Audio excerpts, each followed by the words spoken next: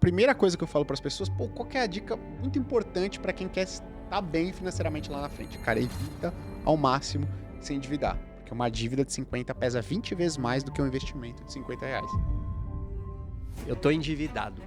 O que eu faço primeiro? Eu quito a minha dívida Excelente ou pergunta. eu invisto o dinheiro para quitar depois, levando em conta que eu não sei se tá valendo ainda aquela regra de você deixar a dívida por 5 anos, negociar por um Sim. valor menor. Tudo depende de quanto que ela paga nessa dívida ou de qual que é a taxa de juros que ela tá pagando. Tem cartão de crédito que o rotativo é 300%, tem cartão de crédito que o rotativo é 900%. Assim, é muito, muito alto. Então, se você tem uma dívida no cartão de crédito, a primeira coisa que você tem que fazer, você chega lá no seu banco, dá um dinheiro emprestado aí, você pega e quita essa dívida do cartão de crédito. Só pra parar de rodar de uma velocidade absurda. Qual que é a teoria da conspiração que você tem 100% de certeza que é verdade?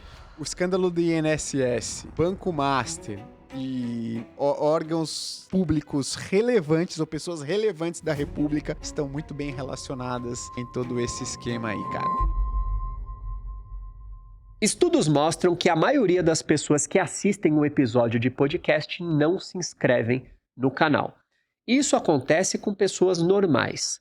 Porém, o mundo de 3 segundos não é para pessoas normais. Por isso, se inscreva agora para ter acesso ao melhor conteúdo da internet. Seja bem-vindo a mais um episódio do Mundo de 3 Segundos, onde ser esquisito é o último sinal de sanidade. E o que será do futuro do nosso dinheiro? Será que nós estamos perto de uma crise histórica nunca antes vista? O que será que a gente faz com o nosso dinheiro? Quais são os melhores investimentos para a gente fazer em 2026, 2027, que são anos ali tão nebulosos? E para dar respostas para essa questão, eu estou aqui com mais um convidado muito esquisito, que entende tudo sobre dinheiro, economia, finanças e investimentos. Gui Cadonhoto, seja muito bem-vindo ao Mundo de 3 Segundos, irmão. Obrigado aí pelo convite, uma honra, um prazer estar aqui. Espero ajudar a galera aí a desanuviar um pouco, né, de todo esse burburinho, todo esse barulho, um monte de notícia aí sobre investimento, dinheiro, economia. Obrigado aí pelo convite. Ó, já para começar uma pergunta fácil, né? Como você é um cara esquisito também, qual que é o investimento mais esquisito que você recomenda para alguém fazer, que todo mundo te cancelaria se você falasse, aquele que você fala, cara... Legal. Ó, eu não vou falar que a galera me cancelaria, mas eu vou falar que ele não é pra qualquer um, é pra um nicho determinado de pessoas. Que nicho, né? Ele é um investimento mais arriscado. O que é arriscado? Pô, ele balança. Tá. Então, em cenários positivos, ele pode estar um dinheiro legal, um dinheiro bem legal. Em cenários negativos, você pode perder até com uma grana relevante. Não na mesma proporção, que eu costumo dizer, né? Se você investe em alguma coisa que você pode ganhar 100%, se algo for bom, mas se você perder, se o cenário for ruim, você perde 100%, eu não digo que é um investimento, eu digo que é uma aposta. Tá. Você ganhar a mesma coisa que você perder. Sim. Esse aqui não. Cenário muito positivo, você pode ganhar 400, 500, 600%. Pô, tá? Multiplicar por 4, 5, 6 vezes seu dinheiro. No cenário muito ruim, você perde 20, 30, máximo 40%. Legal. Pô, legal. Parece ser bom, né? Sim. Então é um investimento que é um título público. Não é um negócio super sofisticado. Falar que, poxa, é um derivativo, é uma opção. Não, é um título público. Qualquer um consegue investir. Você consegue investir a partir de R$2. Você já consegue comprar um pedacinho desse investimento. Chama Tesouro Renda Mais 2065. É um título público que vence em 2084. Pô, Gui, mas eu vou segurar esse dinheiro até lá? Não, você pode vender ele a qualquer momento. Mas ele tem essa particularidade, ele se movimenta bastante dependendo do cenário. Se o cenário for muito positivo, ele se valoriza bem. Se o cenário for negativo, ele pode se desvalorizar bem. Mas olhando para quem quer colocar o dinheiro lá, segurar por 2, 3 anos pelo menos, tem a confiança de que não vai precisar mexer. Esse cara é um que eu gosto bastante, que eu tô recomendando lá pros assinantes da Finclass. 2, 3 aninhos ali, 2, 3 aninhos, eu acho que tem um cenário muito positivo para ele, né? Um cenário que eu chamo de assimétrico, né? Pô, tem espaço muito bom para você ganhar, se as coisas forem bem. O cenário para você perder, ele é relativamente ok. Assim, em outras palavras, vou pensar que você coloca 100 mil nisso daqui. Se as coisas forem bem, você muda de patamar. Ah, é? Ou 100 mil vira 300, 400, você muda de patamar financeiro. Sim. Né? Agora, você coloca 100 mil, as coisas vão mal, pô, você vai estar com 90, 80, não muda o seu patamar de vida. E você não precisa tirar. Você não precisa tirar. Se você quiser falar, não, poxa, eu acho que ainda foi mal esses 3 anos, Gui, você acha que eu vou precisar resgatar daqui a 3 anos? Mas o que é ir bem ou ir mal? O que isso significa? Né? Quando a gente fala assim, pô, o país vai bem. Então, pô, se a gente controla a inflação, se a gente acaba com esse burburinho político, né, se a gente consegue reduzir a taxa de juros do Brasil, que hoje está no patamar mais alto dos últimos 20 anos. Então, se as coisas caminham bem, né, do ponto de vista econômico, a gente vai ter um cenário muito positivo para esse investimento. Agora, se as coisas caminham, né, para o lado negativo, ou seja, continuam do jeito que estão, uma inflação um pouquinho mais pressionada e os juros precisa ficar no patamar onde ele está, ou muito alto, ou subir ainda mais, no cenário catastrófico, aí é o cenário que eu digo que ele vai mal, né? Inflação voltando a subir, os juros lá em 15, até mais alto, daqui a 1, 2, 3 anos, esse é um cenário ruim. Então, só pra galera entender aí. Tá, vamos lá. Vamos pensar num cenário de direcionamento para as pessoas que querem Legal. crescer o seu dinheiro. Então, o cara vai lá, perfeito. trabalha, ele ganha ali, ele consegue juntar alguma coisa. O que o cara precisa dominar na sua visão? Porque assim, vamos supor, eu poderia começar a estudar livros como, pensar no autoajuda, mais autoajuda que Sim. tem, Pai Rico, Pai Pobre. Legal. Aí depois eu avanço para um investidor inteligente, para Legal. já sair e entender um pouco mais.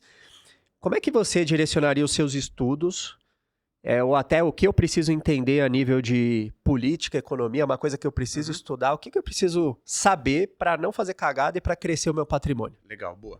Acho que o primeiro ponto que você trouxe aqui do livro, do Pai Rico, Pai Pobre, eu li quando eu era adolescente, né? Meu pai naquela neura e tal, e tava passando por um momento financeiro complicado, ele falou, não, Gui, vou te dar alguns livros aqui, que você já, cara, um pouquinho, já adolescente e tal, que vai construir uma base legal para você lá no futuro ter uma condição um pouco melhor. Ele me deu Pai Rico, Pai Pobre. E eu acho que ele tem um ensinamento muito positivo, que eu acho que todo mundo deveria entender, que é relativamente simples, né? Que ao longo da sua vida, da sua trajetória, você vai ganhando dinheiro, você economiza uma parte.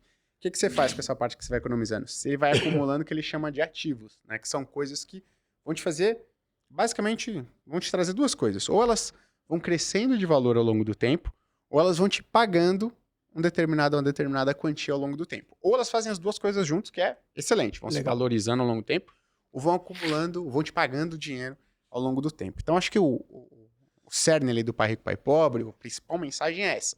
Acumule ativos, né, e não passivos, que ele chama. Passivo é o quê? Algo que você coloca dinheiro e ao longo do tempo ele faz duas coisas com o seu patrimônio. Ou ele se desvaloriza, perde valor ao longo do tempo, ou ele te dá prejuízo. Você precisa ficar colocando dinheiro nele. O exemplo mais clássico que a gente tem, e qual que é o problema do brasileiro? O brasileiro, ele confunde as duas coisas. Ele acha que ele colocou dinheiro em alguma coisa, ou ele gastou dinheiro com algo, aquilo é um ativo, né? Aquilo, no sentido do Pai Rico, Pai Pobre, é algo que vai se valorizar ao longo do tempo, ou que vai pagar alguma coisa para ele ao longo do tempo. Não, né? Como o exemplo mais clássico que a gente tem é o carro. Né? O brasileiro fala, pô, isso eu já ouvi vários amigos dizendo, não, pô, agora eu tenho um ativo lá. Qual que é o ativo? Um carro. Pô, e o carro, né, pensando no sentido contábil do negócio, ele é um ativo, porque ele tem um determinado valor. Mas nesse sentido do Pai Rico, Pai Pobre, se é algo que vai se valorizar ao longo do tempo, ou que vai te pagar uma grana ao longo do tempo, ele não é, ele está muito longe, ele está mais pro passivo. O carro vai perdendo valor ao longo do tempo, e ao longo do tempo também, você tem que ir lá com seguro, manutenção, IPVA, desvalorização, ele te traz uma série de despesas, né? Então ele é um passivo. Então acho que a primeira coisa que a pessoa, né, brasileira tem que entender é isso. Pô, ao longo da minha vida, então, eu tenho que acumular ativos. Né? Que são essas coisas? As coisas que se valorizam ao longo do tempo ou que vão pagando dinheiro ao longo do tempo. E muito importante, eu não posso confundir o que são as duas coisas. Né? Não adianta eu ficar comprando carro achando que daqui a 5 anos eu vendo ele tem um valor, mas se ele está me fazendo duas coisas. Tirando dinheiro através de imposto, através de seguro, através de desvalorização. Né? Então, eu tenho uma opinião, não sei se é impopular ou não. Cara, não faz o menor sentido ter um carro de luxo no Brasil. Nenhum, velho. Nenhum. Você paga, a maior parte do carro é imposto. Então, perfeito. tipo, assim, qualquer outro país que você vai, você pega o mesmo carro, menos da metade do preço. E fora que o IPVA é altíssimo, manutenção caríssima, cara, não faz. Se você olhar logicamente, mesmo se você for multibiliardário, não faz sentido. Não, e detalhe, né? Você paga um baita de um imposto e você vai andar na rua. A rua, pô, ruim pra caramba. Ruim pra não caramba. interessa onde você mora, quanto você paga de IPTU, o quanto você tá pagando de imposto na sua região. Cara, duas coisas vão acontecer. A segurança não é das melhores, não sei de onde você tá assistindo esse vídeo, mas dificilmente você anda super tranquilo, né? De onde tá assistindo a gente aqui. E dois, cara, pra você quebrar teu carro na rua, sendo que a gente tem uma das maiores cargas de IPVA, né? De imposto sobre veículo automotivo do mundo, pô, você deveria ter mínimas condições Sim. nas vias públicas. E não é. Então, pô, o carro realmente, cara, eu costumo dizer que é o maior vilão do crescimento de patrimônio no Brasil, porque a galera tem a visão errada de que ele é um ativo. Ah, daqui a 5 anos ele vai valer alguma coisa, então eu comprando um carro é bom.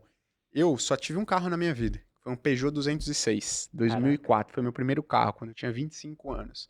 Depois, eu só utilizei carro por assinatura e uso até hoje. Então, eu pago um valor mensal para uma empresa, hoje a Turbi, né? E aí eu utilizo o carro que já vem incluído IPVA, imposto, tudo que é imposto é seguro, né? E tudo que eu preciso, manutenção e tudo mais. Só pago uma Qual que é o assinatura. cálculo? Porque eu já vi muitas pessoas falando que não vale a pena justamente pela Aham. impressão que o carro é um baita patrimônio, Legal, né? legal. Qual que é a conta lógica pra você falar, cara, vale mais a pena o carro por assinatura? Legal. Eu fiz uma planilha, né, cara? Eu vou até divulgar um vídeo no YouTube aí. Falei que o cara era esquisito, né? Eu fiz uma planilha até pra ajudar a galera a ter essa. Fazer essa conta por si própria, né? Pô, será que pra mim faz sentido ou não comprar um carro? Então, pô, o que é que você tem que levar em consideração? A galera só leva em conta o que é o custo que eu chamo de é o custo explícito. Então, o que é o custo explícito? Quanto você paga e a pessoa fala, pô, IPVA, seguro, né? E eu falo, mas tem o custo que ele tá implícito. Então, quais são os dois? E eles são gigantescos. O que é o custo implícito? É o que tá tirando o patrimônio, seu patrimônio, ou seu dinheiro, no final das contas, seu patrimônio é seu dinheiro, Sim. né? Só que você não está saindo diretamente do seu bolso. Então, quais são esses custos implícitos, né, que eu chamo? Um é a desvalorização do carro, e o outro é o quanto você poderia estar ganhando se o dinheiro tivesse investido. Então, por exemplo, 12 meses atrás, eu renovei a minha... Só para dar uma ideia aqui, né, da continha que eu fiz para você. Eu peguei, fiz uma assinatura nova de um Jeep Renegade lá na Turbi. E aí o valor mensal, R$ 2.999. Se quiser, depois eu até mostro aqui no celular todas as parcelas e tudo mais. E aí, qual que é a conta que eu fiz? Pô, 12 meses atrás, o Jeep Renegade 0 km, que foi o que eu peguei, para comprar, era R$ 149.990. Então, o que que eu... E agora venceu a assinatura desse carro. O que que eu levo em consideração? Bom, quanto que eu paguei no carro? Quanto que eu pagaria? R$ 149.990. Quanto que ele vale hoje? 12 meses depois. Você pode pegar a tabela FIP ou fazer uma pesquisa rápida no Web Motors. Está em média 112 mil. Então, só de desvalorização, já teria perdido 38 mil reais. 12 meses, né? 12 meses. Teria sido já pouco mais de 3 mil reais por mês. Já o valor que eu paguei na assinatura com o carro, seguro, IPVA. Vamos fazer outras contas aqui. O que é que eu precisaria ter colocado? IPVA. Pô, vamos falar que o IPVA do Renegade lá foi 3 mil. Mais 3 mil, 38 de desvalorização, mais 3 mil, 41. Mais seguro. Pô, um cara relativamente novo, não tenho, filho, cara forte aí, vai querer correr. Sei. Junta mais 3 mil reais de seguro. Vou chutar baixo aqui. Pô, 44 mil reais. Pô, Gui, então é 44 dividido por 12, que é o tempo que você utilizou. Tem mais ainda, né? Esses 50 mil que eu poderia ter comprado o carro, eu deixei investido. Investido onde?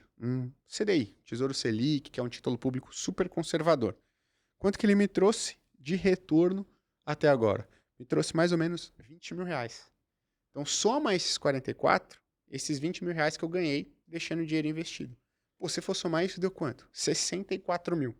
Então, se eu tivesse comprado Isso foi o carro... 150 mil investido, né? Exatamente. Que era o valor total do carro. Exato, 150 mil, deixei lá no Tesouro Selic, consegui mais ou menos 20 mil de retorno. Somado com os outros custos, desvalorização, IPVA, seguro, nem vou colocar manutenção, revisão, nem vou colocar isso, porque depende muito, né? Se a pessoa, pede chumbo ou não, mais tranquilo ali. Mas se soma tudo isso, dá mais de 60 pau. Então dá mais de 5 mil reais por mês. Então veja, na assinatura eu peguei all-in, né? Todos os custos, paguei 2.999 para poder usar o carro. Se eu tivesse comprado, tirado a grana lá dos investimentos, comprado o carro, eu teria gastado pouco mais de 5 mil por mês. Então, tive uma economia de 2 mil reais por mês, optando pela assinatura do carro. Então, se você quiser fazer a conta, é isso. Né? Pô, legal, então... Como é que, Gui, eu vou saber o quanto que o carro vai se desvalorizar? Não dá para saber. A gente pega uma média, né? O Renegade realmente ele se desvalorizou muito nesses últimos 12 meses, o que não é normal.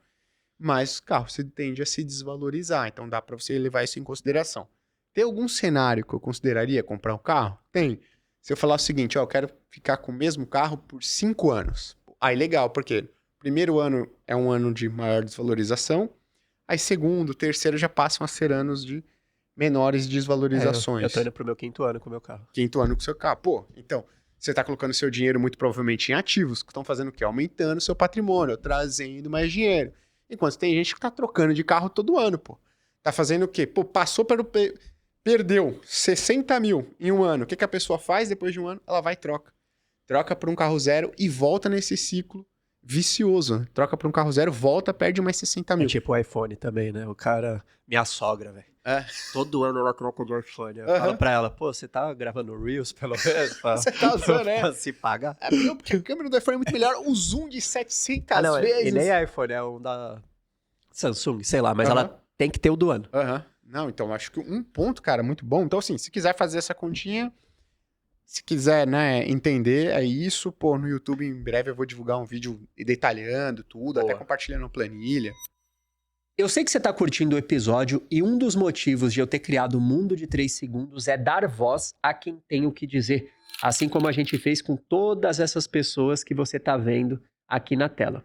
Se você gostaria de ter o seu perfil do Instagram analisado por um especialista da minha equipe, que vai desenhar um plano para destravar o seu crescimento, clica ou no link que está aparecendo aqui ou no link da descrição do vídeo. Vamos deixar também no comentário fixado para você agendar uma sessão com um especialista da minha equipe.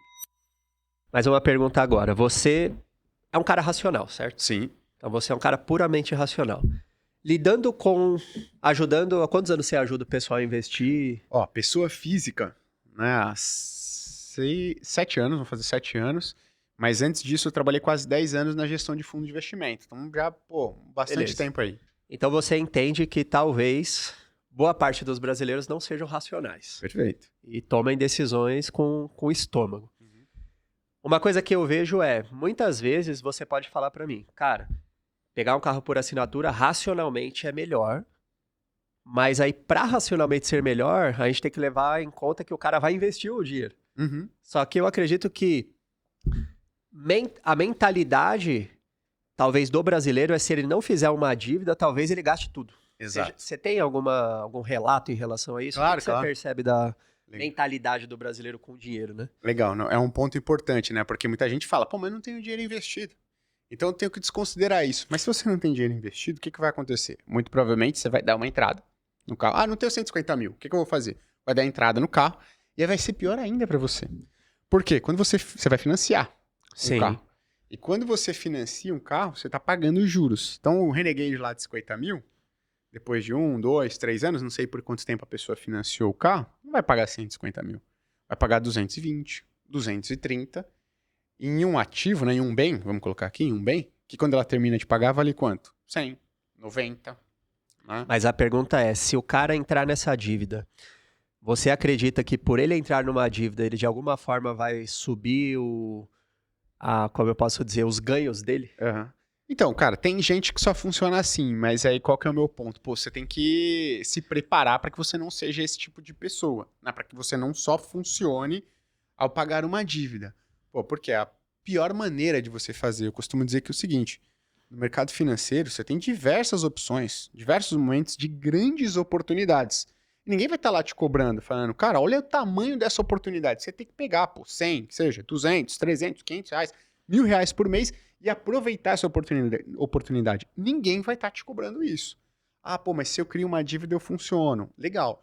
Mas o que você precisa entender? Que toda vez que você financia para comprar alguma coisa, você pode até ter um retorno legal. Mas uma parte desse seu retorno ele vai ser comido, né? Ele vai ser dragado. Pelo quê? Pelos juros.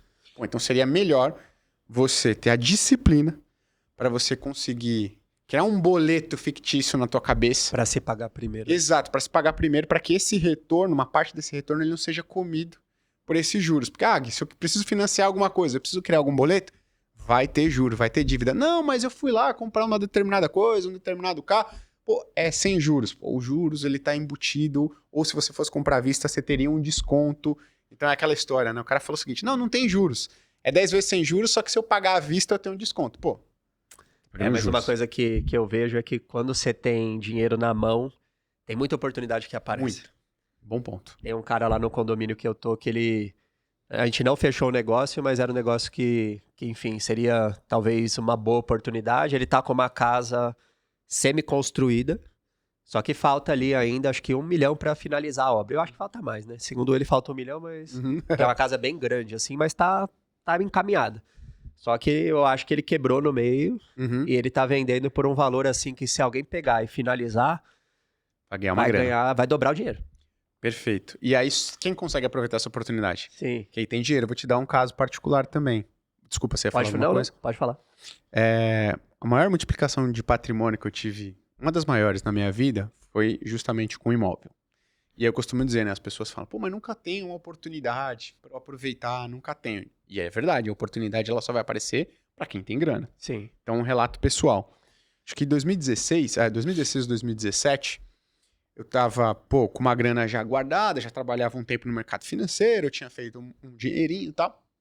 E aí, os pais de um amigo meu, eles tinham um apartamento, eles, pô, passaram por uma situação financeira complicada, divórcio e tal, acabou que ninguém pagou ali o condomínio de uma determinada unidade, ia pra leilão. E aí esse meu amigo, né, o Lucas, ele chegou e falou, pô, Gui e tal, cara, você não conhece ninguém que tenha um dinheiro, porque eu não tô conseguindo vender, vou ter que fazer um desconto muito alto, vou ter que vender financiado ainda pra um cara, no boca a boca. Eu falei, não, cara, eu tenho dinheiro pra pagar, mas ó, para eu não me descapitalizar totalmente, eu consigo pagar 50% do que ele vale. Ele falou, fechado.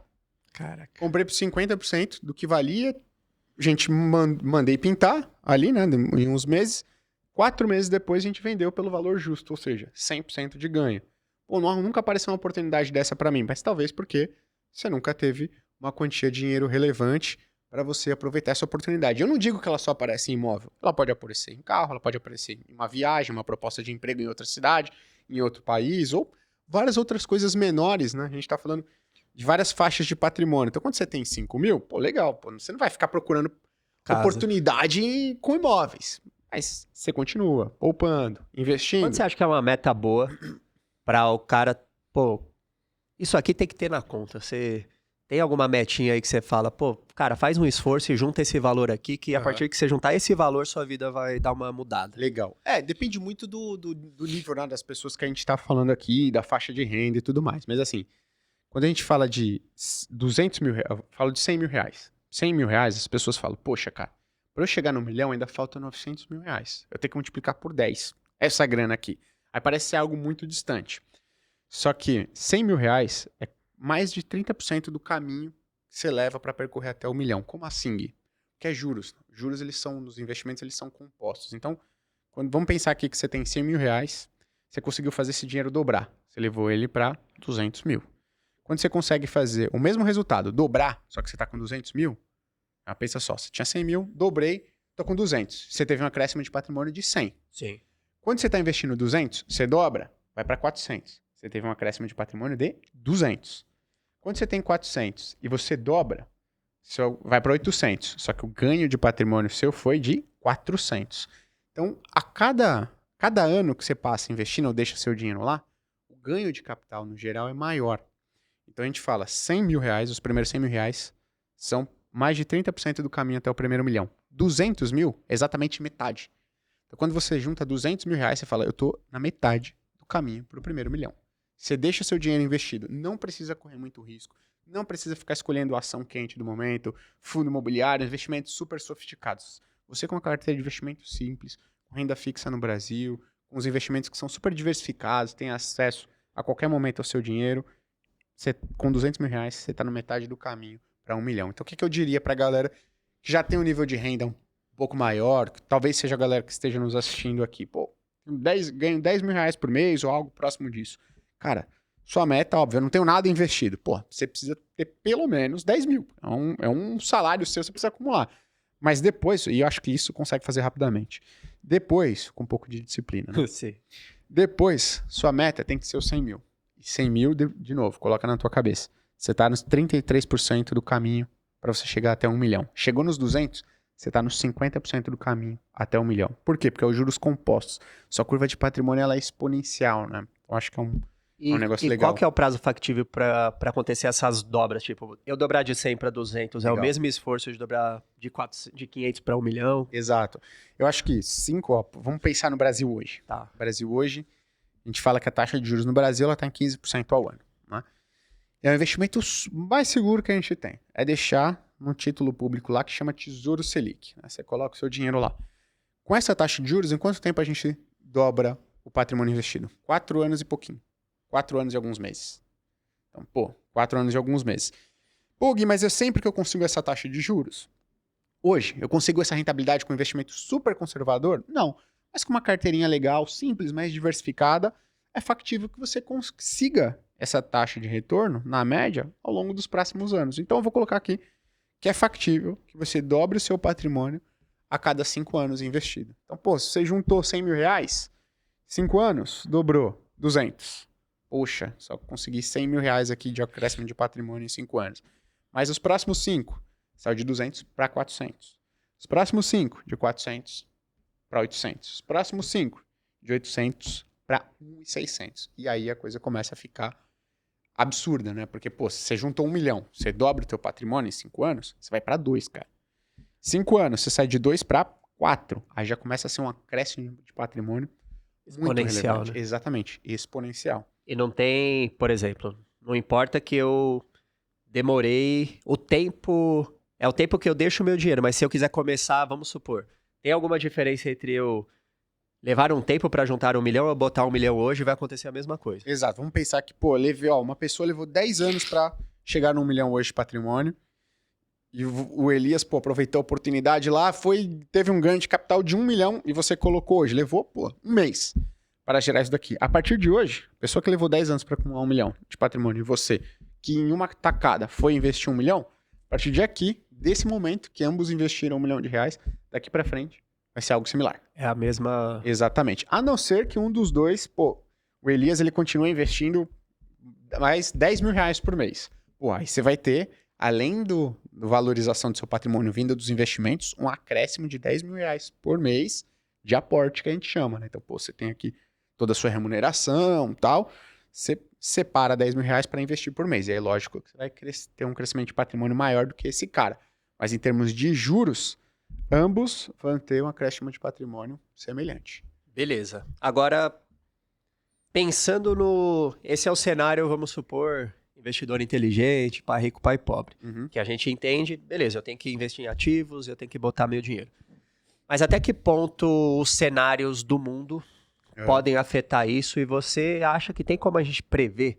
Se a gente tá... Muita gente está falando que a gente está diante de uma grande crise, que a moeda fiduciária meio que está perdendo muito valor, ouro e prata explodindo, Bitcoin oscilando. Tem como a gente prever o que vai acontecer ou é chutômetro? Legal. Antes, só deixa eu fazer só uma observação, só Sim. pra gente... Sabe por que é legal? A gente falou assim do que a pessoa deve fazer, mas acho que antes tem um ponto que a galera precisa lembrar também, né? Quem tem pouco dinheiro investido, que é o seguinte. Uma dívida que você pega, um dinheiro emprestado que você pega, ele pesa muito mais negativamente do que um dinheiro que você investe. E aí eu vou dar um exemplo. Eu fui lá no site do Banco Central e peguei todas as taxas que você consegue pegar dinheiro com algum banco, alguma instituição financeira possíveis. Então, cartão de crédito, financiamento imobiliário, financiamento de automóvel, financiamento de eletrodoméstico, reforma, Minha Casa Minha Vida. Eu peguei todas essas taxas de todas as instituições. Eu fiz uma média de todas essas taxas para ver o seguinte, para ver o quanto que você consegue de acréscimo de patrimônio. Se você investe 50 reais em 20 anos, como é que vai ficar esses 50 reais? O que ele vai virar? E se você pega 50 reais emprestado nessa taxa média, o que vai virar em 20 anos? E aí por quê? Porque eu queria criar um conceito na cabeça lá dos assinantes, que é o seguinte. Se você investe, que é esse lado aqui, se você investe 50 reais, daqui a 20 anos, seu eu do futuro, ele vai ter 450 reais na conta. Então, a cada 50 reais que você investe hoje, é como se você estivesse colocando no bolso do seu eu do futuro 450 reais. Só que a cada 50 reais que você pega emprestado, essa taxa média que a gente tem lá no site do Banco Central, qualquer um pode consultar, seria como se você estivesse tirando do bolso do seu eu do futuro, sacando 9.500 reais.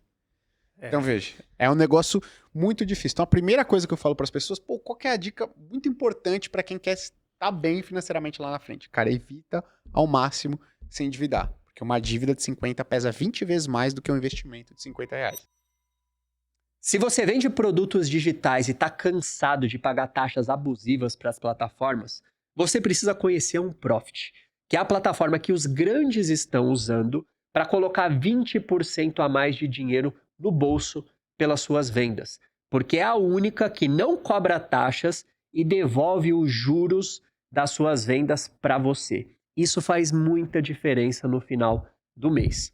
Ainda mais com todos os novos custos e impostos no tráfego pago. Para fazer uma demonstração gratuita e ver isso acontecer nas suas vendas por conta própria, acessa onprofit.com.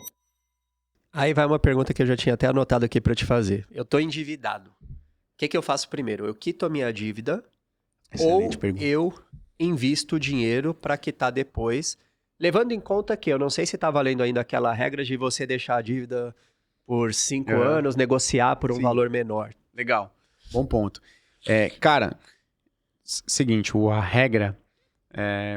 Aí eu falei de dívida, muita gente fala, pô, mas rico tem um monte de dívida. Verdade. Eu tenho dívida também, tenho financiamento imobiliário lá, comprei um imóvel pra minha mãe e tal, mas pô, então você é um cara hipócrita. Você tá falando aqui pra pessoa não se endividar, mas o que a pessoa que tem patrimônio, o rico, né, ele faz? Ele pega dívida barata, né? Então, qual que é o ponto? Quem tem uma dívida, o que ela precisa fazer? Começar a investir antes ou quitar a dívida que ela tem? Tudo depende de quanto que ela paga nessa dívida, ou de qual que é a taxa de juros que ela tá pagando. Então, por exemplo, qual que é a taxa de juros que eu consegui no apartamento que eu comprei lá pra minha mãe? 7% ao ano. Caraca. Foi nas mínimas, foi ali 2020, 2021. Pegou bem. Muito bem. Então, qual que é o ponto? Hoje eu vou investir R$1.000 no mês. Aí eu falo, eu posso reduzir ali o financiamento imobiliário da minha mãe, antecipar as parcelas, ou eu posso investir. Peraí, se eu antecipo uma parcela, quanto de juros eu tô deixando de pagar? 7% no ano. Mas se eu invisto esses R$1.000 hoje, quanto que ele vai me render? 15% ao ano. Opa! Então faz sentido eu continuar com a dívida, porque ela está crescendo a 7% ao ano, e eu invisto. É como se eu penso, né, a pessoa pensa o seguinte, pô, você tem uma dívida, você consegue pegar o dinheiro emprestado a 7% ao ano, R$100.000. Pô, tá aqui R$100.000 do lado de dívida, cresce 7% ao ano, e eu consigo investir 100 mil a 15% ao ano. Passou um ano, a minha dívida foi para quanto? 107 mil. E o meu investimento? 115. Opa, se eu tirasse esse aqui, 115 do investimento e liquidasse a minha dívida, já ia sobrar R$8.000 para mim. Pô, show. Eu vou deixar mais um ano. Foi para quanto? 130 e pouco. E aqui? Pô, foi para 114. Opa, mais um ganho. Então, quando você tem uma dívida barata, uma dívida que, pô, tá rodando 10% ou menos, cara, acho que você não precisa ter pressa para pagar essa dívida. Se você tá com um orçamento equilibrado, se tá sobrando dinheiro na tua conta e tudo mais, né? Sim. Agora, se você tem uma dívida que começa a rodar 15% ao ano para cima... Dívida de cartão de crédito, qual que é a média? Dívida de cartão de... A taxa? Pô, 300, tem cartão de crédito... E aí você entra lá no site do Banco Central, tem cartão de crédito que o rotativo é 300%, tem cartão de crédito que o rotativo é 900%. Então, assim, é muito, muito alto. Então, se você tem uma dívida no cartão de crédito, a primeira coisa que você tem que fazer, você chega lá no seu banco, fala, dá um dinheiro emprestado aí, você pega e quita essa dívida do cartão de crédito, só para parar de rodar de uma velocidade absurda. Né? Mas depois se renegociar essa dívida, eles não... Eu lembro porque, assim, eu em 2010 para 2011, eu tinha aberto uma empresa, e aí eu fiz um empréstimo no meu nome, só que 2 meses depois eu descobri a internet, e aí desfiz a sociedade com meu sócio lá na época, tive um problema lá que ele ficou com dinheiro e eu não, e eu saí meio que com a dívida no meu nome, e eu não tinha como pagar.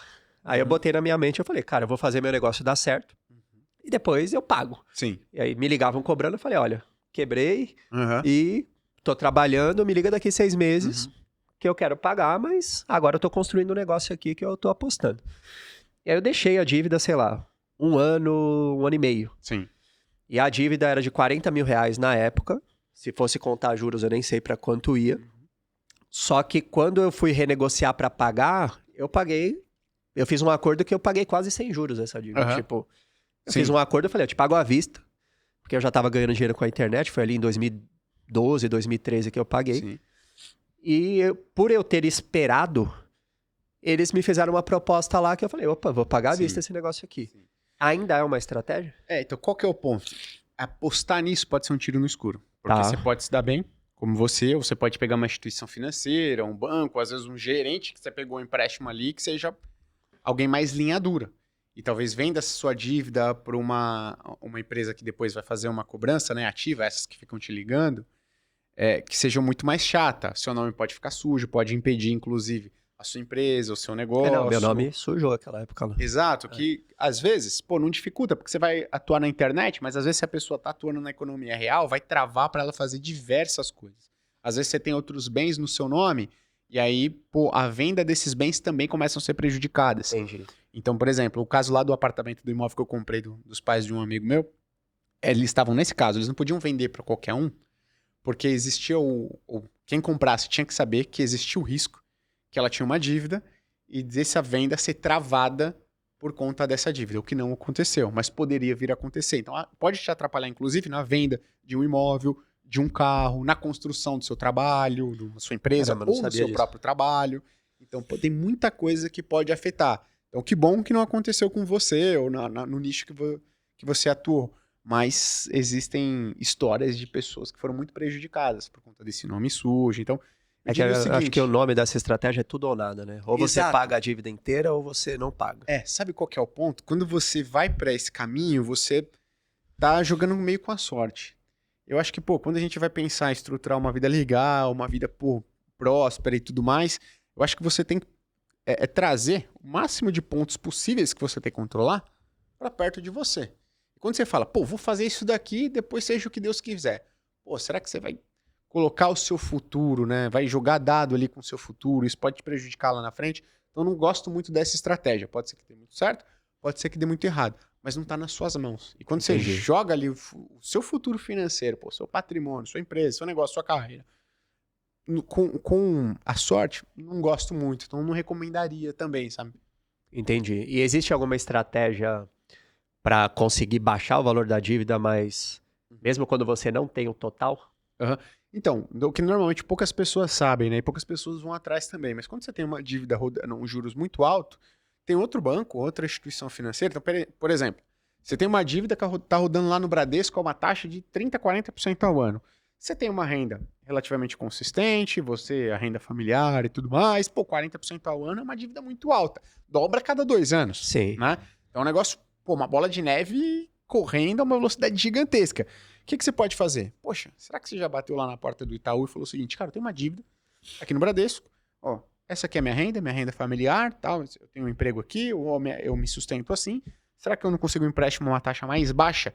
Vocês liquidam essa dívida que eu tenho lá no Bradesco e eu passo a pagar aqui?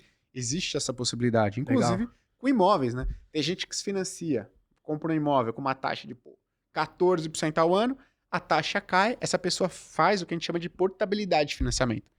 Então, me financei com o Itaú a 13% ao ano, a taxa de juros imobiliária caiu pra caramba. Chega lá no Santander e fala, tem uma dívida aqui imobiliária a 13% ao ano. Você não quer me oferecer uma taxa mais baixa? Santander, opa, claro, eu quito essa dívida para você e agora você vai me pagar as prestações aqui, mas com uma taxa de 10%.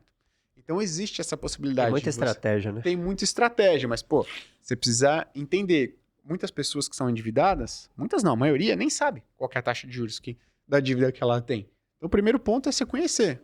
Qual que é o seu problema? Qual que é a taxa de juros desse seu problema? É muito grande? Como é que você consegue tentar resolver isso?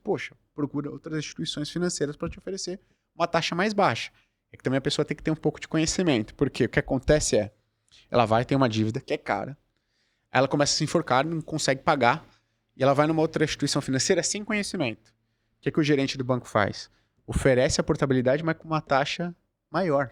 Nossa, o que acontece em financeira, sabe? O cara livra o problema de curto prazo e fala, você não vai pagar pelos próximos 3 meses. A pessoa já, vou ter 3 meses de fôlego. Mas ela não se ligou que ela tá pagando uma taxa ainda maior. Isso acontece muito. Caraca. Você não cai nessa, o que tem que estar ligado? Qual que é o seu problema? O tamanho do seu problema? Qual que é o tamanho da sua dívida? Qual que é a taxa de juros que você tá pagando? Para aí você chegar lá no balcão de uma outra instituição financeira e tudo mais e negociar algo que seja pro seu bem. Né? Então, acho que esse é o ponto aqui. São muitas pegadinhas que a pessoa tem que ficar de olho. Exato. E voltando para aquela questão, você acha que tem como prever o que vai acontecer no cenário hoje, com toda essa bagunça que tá? Bom ponto, né? Os nossos assinantes lá na Finclass são mais de 130 mil hoje, né? A gente faz recomendação de investimento para 130 mil, nossa carteira recomendada tá indo super bem e tal. O que eu sempre falo para os assinantes? Gui, o que vai acontecer? Eu falo, não sei, cara. Não sei. E se alguém te diz, ou sabe que vai acontecer, essa pessoa tá tentando te enganar muito provavelmente, ou ela está mal informada. Não dá pra gente saber o que vai acontecer. Então, como é que um analista de investimentos ele faz recomendação? Poxa, eu monto uma carteira de investimentos e eu consigo saber mais ou menos quanto que ela vai apresentar de retorno positivo, né, em vários cenários positivos, ou de retorno negativo, se for o caso, em vários cenários negativos, tá? E eu consigo dizer, olha, poxa, essa carteira aqui parece ser assimétrica. Então, em vários cenários possíveis, inclusive em cenários negativos, ela vai te entregar um resultado positivo. Talvez não tão bom se as coisas caminharem bem no Brasil. O que é caminhar bem? Inflação baixa, juros baixos, tudo tranquilo pelos próximos 3, 4 anos. Aí você vai ganhar bastante dinheiro. Mas se as coisas forem mal, muito mal, a inflação voltar a subir, os juros permanecer alto no Brasil, você não vai perder dinheiro. Você vai ganhar menos. A pessoa fala, pô, legal, essa carteira de investimentos eu quero. Por quê? Porque ela consegue atravessar, inclusive, cenários desafiadores. Tudo isso para te dizer o quê, né? Uma coisa que a gente precisa entender. Eu falo, sempre parece que a gente vai estar passando por um momento desafiador. Sempre. Sim. Olha que interessante. De 2016 a final de 2019, nem vou colocar 2020 aqui. Então, 2016 a 2019, a gente teve 4 anos aí. Foram os 4 melhores anos do mercado financeiro brasileiro das últimas décadas, dos últimos 30 anos. A Bolsa Brasileira nunca andou tão bem, as ações nunca se valorizaram tanto, os imóveis, fundos imobiliários, os próprios títulos públicos brasileiros se valorizaram muito. Só que quando a pessoa estava vivenciando esse período, 2016, 2017, 2018, ela não tinha essa percepção. Parecia que as coisas estavam caminhando mal. Por quê? Porque o noticiário sempre te traz notícias negativas. Então, em 2016, a gente teve o impeachment da Dilma. Em 2017, a gente teve o Joesley Day, que foi a divulgação dos áudios do Michel Temer, né, que era o nosso presidente, áudios pouco republicanos ali com outros empresários e tudo mais. Em 2018, a gente teve greve dos caminhoneiros. Cara, todo ano a gente tem notícia negativa. E a mídia ela faz questão de divulgar frequentemente isso. Pô, por que a gente tem essa percepção negativa sempre? Porque, né, eu falo pra galera, olha, veículos de comunicação, jornal, revista, televisão, eles fazem dinheiro de uma maneira. Que maneira é essa? Vendendo espaço de publicidade. Então, você assiste a Globo, como é que vem a maior parte da receita da Globo? Pô, vende espaço de publicidade. SBT, mesma coisa. Record, mesma coisa. Valor Econômico, mesma coisa. Estadão, mesma coisa. Folha, tudo que você... Site, tudo. Faz dinheiro, principal fonte de receita é venda de espaço de publicidade. Por que a Globo cobra mais caro do que o SBT no espaço de publicidade? Pelo mesmo tempo, porque a Globo tem mais audiência. Opa, legal. Então, faz receita vendendo espaço para publicidade. Quanto mais audiência eu tenho, mais eu consigo cobrar. E aí, o que chama mais a atenção das pessoas? O que faz as pessoas clicarem ou assistir um programa, assistir um canal? Será que seriam notícias de falando, ó, cara, aconteceu um probleminha aqui, mas tá tudo indo bem, tá? O Brasil vai continuar, pô, ó, vai seguir tudo bem, o Brasil não vai acabar, as coisas vão dar vai ter um barulhinho aqui, mas você não vai perder o emprego, as coisas podem subir um pouquinho de preço, mas depois vão cair. Esse tipo de notícia não chama nenhuma atenção. Então, o que chama a atenção? Notícias extremamente negativas, que geram um sentimento, que é o medo, né? Então, veículos de comunicação, eles têm uma tendência a frequentemente ressaltar cenários negativos. Por quê? Porque o medo, ele gera mais atenção. Ele faz com que a pessoa clique para ler uma notícia, que a pessoa fique para assistir uma notícia, para assistir um programa de televisão. Isso traz mais audiência. No final das contas, se traduz mais em receita. Então, 2016 a 2019 no Brasil, a gente passou pelo melhor momento do Brasil das últimas décadas, cara. E você, se você lembrar de todos os cenários aqui, ou notícias relevantes que você vai lembrar desse período, são notícias negativas. Impeachment da Dilma Rousseff, Joesley Day, greve dos caminhoneiros, que a gente teve a maior inflação das últimas décadas em um único mês. E isso era frequentemente ressaltado pelos principais veículos de comunicação. Então, uma coisa é importante da gente lembrar. Se tiver alguma coisa ok, tranquila, ou indo bem na economia brasileira, global, qualquer coisa, nos investimentos, isso dificilmente vai ser destacado. Por quê? Porque não gera atenção, não gera clique, consequentemente gera menos audiência, gera menos resultado para veículos de comunicação. Então, esse é o primeiro ponto. A gente tem que aprender a atenuar muito do que vem dos portais de comunicação. Por quê? Porque eles vendem medo, é o que traz mais receita para ele. Dito isso, o que é uma crise, né? Pô, uma crise, ela significa que você tem alguns trimestres, né? Um semestre negativo de atividade econômica no Brasil.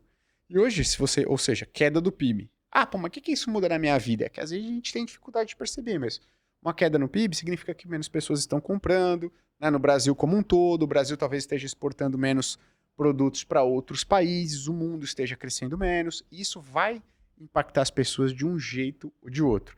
Você vai sentir que pô, as vendas estão mais fracas, que estão menos pessoas querendo contratar o seu serviço, ou pô, as pessoas estão com menos grana para trocar de carro, e isso vai se reforçando dentro da economia como um todo. Então, as pessoas, às vezes a pessoa fala, tem um mercadinho aqui na esquina. Aqui. O que me interessa o PIB do Brasil? Interessa, né? De um jeito ou de outro. Talvez aquele seu bairro, ele continue comprando exatamente as mesmas coisas, mas talvez para seus investimentos, para suas economias, para você expandir, para você contratar pessoas, começa a ficar mais complicado, começa a te impactar de uma ou outra maneira, que a gente às vezes não leva tudo isso em consideração. Mas, de novo, crise, queda da atividade econômica brasileira, né, com alta da inflação ou não. Quando a gente acompanha as principais projeções dos principais economistas do Brasil, dos caras muito bons, não tem ninguém prevendo uma queda do PIB brasileiro, ou seja, uma recessão, né, uma crise que a gente chama. Então, acho difícil que o PIB brasileiro, ou seja, essa atividade, esse movimento, essa economia, ela decresça, né? Ou seja, as coisas caminhem para trás. O que esses economistas eles projetam? Eles projetam uma desaceleração.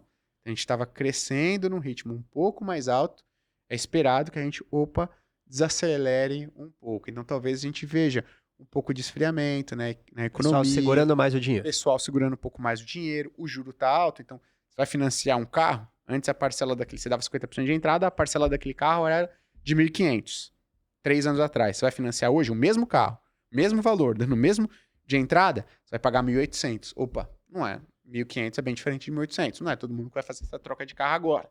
Começa a vender menos carro. O vendedor tem menos comissão. Ele começa a gastar menos no shopping, em roupa. Opa, os vendedores das lojas têm menos comissão. Eles começam a gastar menos em mercado. Então é um ciclo, né, vicioso essa desaceleração também. Mas queda da atividade, aumento ferrenho do desemprego e tudo mais, não é projetado por nenhum grande economista. Mas, pô, de onde vem todo esse burburinho? Acho que são de vários fatores que são muito incertos e que a gente não consegue ainda mensurar qual é o impacto disso. Um deles vem do Trump. A invasão do Trump, o Trump capturou o Maduro, como é que isso vai reverberar? Poxa, não só aqui no Brasil, na economia brasileira, mas qual é o próximo passo dos Estados Unidos? Né? Ficou um negócio meio que as pessoas, poxa, será que isso vai começar a acontecer de maneira cada vez mais frequente? Não sei por que o cara capturou lá o Maduro e tudo mais. Qual que é o próximo passo dos Estados Unidos? Agora tá lá brigando pela Groenlândia. Poxa, caramba, será que o cara daqui a pouco não mira no Brasil, cara? Pô, vem buscar aqui o Lula, tá? Ou o presidente, seja lá quem for. E a gente tem eleição no Brasil ainda esse ano. Quem vai ser o presidente? Pô, será que as coisas vão piorar, vão melhorar? Então são vários cenários que trazem muitas incertezas que a gente não consegue mensurar diretamente o impacto. Mas, de novo, tem muita gente falando, acho que o Brasil vai quebrar. Muito canal no YouTube falando, acho que o Brasil vai quebrar. Eu duvido muito disso. O Brasil, né, passou por períodos muito desafiadores. Acho que teve vários anos consecutivos aí, inclusive de recessão, que é a queda do PIB. Né? Então, o PIB indo para um patamar negativo por 10 anos consecutivos. E o Brasil está hoje aí. Né? Tá com uma taxa de juros alta? Tá com uma inflação relativamente mas tá com uma inflação relativamente melhor, tá com uma taxa de desemprego melhor. É o ponto. Desafios a gente sempre vai ter. Dificilmente vai passar por um período em que o Brasil vai falar, nossa, tá tudo mil maravilhas, o Brasil tá crescendo, não temos inflação, o cenário político tá extremamente tranquilo, não tá conturbado, tá tudo mil maravilhas. Dificilmente a gente vai passar. E se passar, você nem vai ter essa percepção, porque a última vez que a gente passou, todo mundo só destacava cenário negativo. Então você nunca vai estar tranquilo ou tranquilo se você estiver só acompanhando os noticiários. Mas a visão de que o Brasil vai quebrar, ou que o Brasil pode passar por uma crise muito severa, eu acho muito difícil mesmo disso arrefecer, dado tudo que está acontecendo. Dado eleição, Gui, mas se o Lula ganhar, ou se outro presidente ganhar, muito difícil você ter uma crise severa. Poxa, mas se o Trump, tudo mais, não acho que o Trump não tem motivos nenhum para entrar aqui e tudo mais, e acho que, essa empreitada dele deve se encerrar ali na Groenlândia e tudo mais. Também não acho que isso vai reverberar de maneira extremamente negativa, levando a gente numa crise aqui. Então, acho que, cara, no cenário geral, é isso, né? O que impacta muito a gente aqui? Juros, atividade. Não vejo um cenário que os juros no Brasil volte a explodir, saia de 15, vai para 16, 17, 18, 20. Acho muito complexo Mas já isso tá no acontecer. Tá no teto, inclusive esses os caras, os melhores economistas aí e tudo mais, né? Eles projetam uma queda, começar o juro cair no Brasil a partir de março, ou a partir de abril, no mais tardar, começar a cair os juros no Brasil. A gente vem de um cenário em que a inflação ela arrefeceu bem, né? Então, acho que esses são os dois principais fatores e a atividade também não tá uma draga, né? Não tá ruim, o PIB não tá caindo no Brasil, tá crescendo um pouco, mas o Brasil sempre costuma crescer pouco mesmo, dificilmente o Brasil cresce muito. Então as coisas estão caminhando ok. Não dá pra gente dizer que o Brasil tá muito bem, mas também não dá pra dizer que o Brasil tá quebrando ou tá muito mal. Agora, se a gente pensar num cenário mais global, Uhum. a nível de papel moeda. Legal. Então, tem muita gente dizendo que, cara, o dinheiro papel moeda meio que tá perdendo um pouco o valor Uhum. e tá explodindo ouro, prata, esses investimentos talvez mais Aham. que são milenares, digamos Legal. assim, né? Legal, boa. Qual que é a sua visão sobre isso? Vale a pena eu investir, eu botar uma parcela do meu dinheiro nessas moedas mais, Aham. digamos assim, como eu posso dizer, raras, né? Ou Legal. limitadas, porque o dinheiro eu posso imprimir o quanto eu quiser. O ouro eu tenho aquela quantidade ali. Qual que é a sua Perfeito. visão? Perfeito.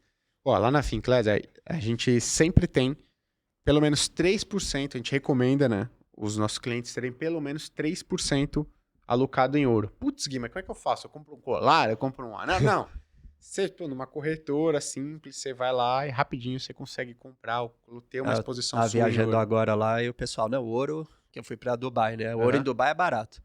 Irmão, irmão, o árabe tentou empurrar um colar pra Lili lá, eu falei, não vai comprar isso não. Ô, os caras estão... É que o ouro Subiu muito, subiu cara. muito. Eu falei, caraca, velho, era uns colarzinhos assim e tal, 150 pau. Aí É. não sei o que, tinha um colar que era ouro com, sei lá, alguma pedra preciosa, o cara queria vender por 800 mil. Ah. Eu falei, você tá doido? Não, então, ó, a minha esposa, ela é designer de joias. Né? Então, pô, ela tá sempre acompanhando qual que é o preço da grama do ouro, da prata e tudo mais. Quando ela começou a trabalhar com isso, sei lá, o preço da grama era R$ 200. Hoje tá 500, R$ 600. Vê, o ouro se valorizou muito, né? E por que que isso acontece? Acho que esse é um ponto legal, falando, pô, né, da moeda, você imprime mais moeda, e como que se dá esse cenário? Vamos pensar, Elias, eu sempre gosto de exemplificar, né, que, pô, a gente tem um único celular disponível aqui. Eu e Tá. você, a gente queira comprar esse celular aqui, pô, ele custa... Estão vendendo esse celular. Você tem R$ 100, eu tenho R$ 100. Poxa, eu vou falar o seguinte, cara, eu pago 50 por esse celular. Você quer o celular também? Você vai falar, eu pago 60. Eu vou falar, pô, mas eu quero, pago 70. A gente vai chegar nessa até que o valor dele seja 100. Alguém esteja disposto a gastar todo o dinheiro que a gente tem em R$ 100.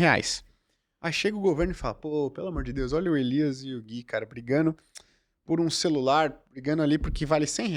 Eu já sei o que eu vou fazer pra ajudar esses caras. Eu vou dar mais R$ 100 pro Elias e mais R$ 100 pro Gui. Toma aqui, ó. R$ 100 Elias, R$ 100 Gui. E aí, o que eu vou fazer? Pô, você tinha comprado. Ele falou, opa, vendedor de celular, eu pago 110 agora. Aí você, não, pô, eu pago 120. Deram mais R$ 100 pra gente? Não, eu pago 130. A gente vai ficar na mesma discussão até que o preço do celular seja R$ 200. Veja só, o fato da gente ter mais dinheiro não gerou acréscimo de bem-estar nenhum ainda. A gente está brigando exatamente pelo mesmo celular. A única coisa que isso gerou, o governo ter colocado mais R$ 100 na sua conta, mais R$ 100 na minha, ou seja, emitiu mais moeda, é o fato de que o celular subiu de preço. Então, ou seja, a gente continua a economia, né, simplificada aqui na nossa mesa, continuou produzindo e vendendo um único celular, a única coisa que mudou foi que o preço dele saiu de 100 e foi para 200. Então, quando a gente tem, né, emissão, que a gente fala de papel moeda, é isso, né? Governos, tesouros ao redor do mundo emitindo mais moeda, sem que haja uma produção de outro celular ou de mais bens e serviços, o que acontece? Poxa, o preço das coisas sobe, que é a inflação. No final das contas, não é o celular que está subindo de preço, é a nossa moeda, o nosso dinheiro Que vale menos. que está valendo menos. Né? Então, antes com R$ 100 eu comprava um celular, agora eu preciso de R$ 200 para comprar um celular. Isso acontece, né? E aí você tem um efeito disso em vários ativos. Principalmente ativos que são raros e são escassos, que você não consegue ter esse fator de replicar. Você não consegue ir lá e criar o ouro no laboratório, do jeito que ele é. Né? Então, algo que foi usado como moeda por séculos e séculos. Então, o ouro, a gente costuma dizer que ele é um seguro. É um seguro para quê? para esse fator de emissão de moeda global, porque se tem mais moeda sendo emitida ao redor do mundo, ele é um dos bens que as pessoas, investidores, investidoras, países, governos, eles compram. Então, se estão emitindo mais dinheiro, consequentemente ele vai se valorizar. E tem um outro fator. Qual que é? Em momentos de crise, as pessoas correm para o ouro. Correm para um ativo que ele pode ser comercializado, ele pode ser transformado em dinheiro ao longo de séculos, às vezes milênios, ele pode ser comercializado. Então eles têm esses dois fatores. Ele é um bem escasso, que não pode ser replicado, então quando governos, tesouros emitem muita moeda, ele tende a se valorizar. E tem o fator ainda de que ele é algo que em qualquer momento de crise, pânico global, as pessoas correm para ele. Por quê? Porque ele é um ativo seguro. Ele foi aceito como moeda, ele foi aceito como dinheiro ao longo de séculos, de milênios. E provavelmente ele vai continuar sendo aceito. Então isso acontece com metais, né, commodities raras, como a gente chama. Uma delas é o ouro. E levando em conta isso, faz sentido eu sempre ir contra a massa? Se na crise todo mundo vai comprar ouro, vale a pena eu não comprar na crise e comprar quando não for crise? Você costuma investir contra a massa? Legal. Bom ponto esse. A gente precisa entender o seguinte, cara.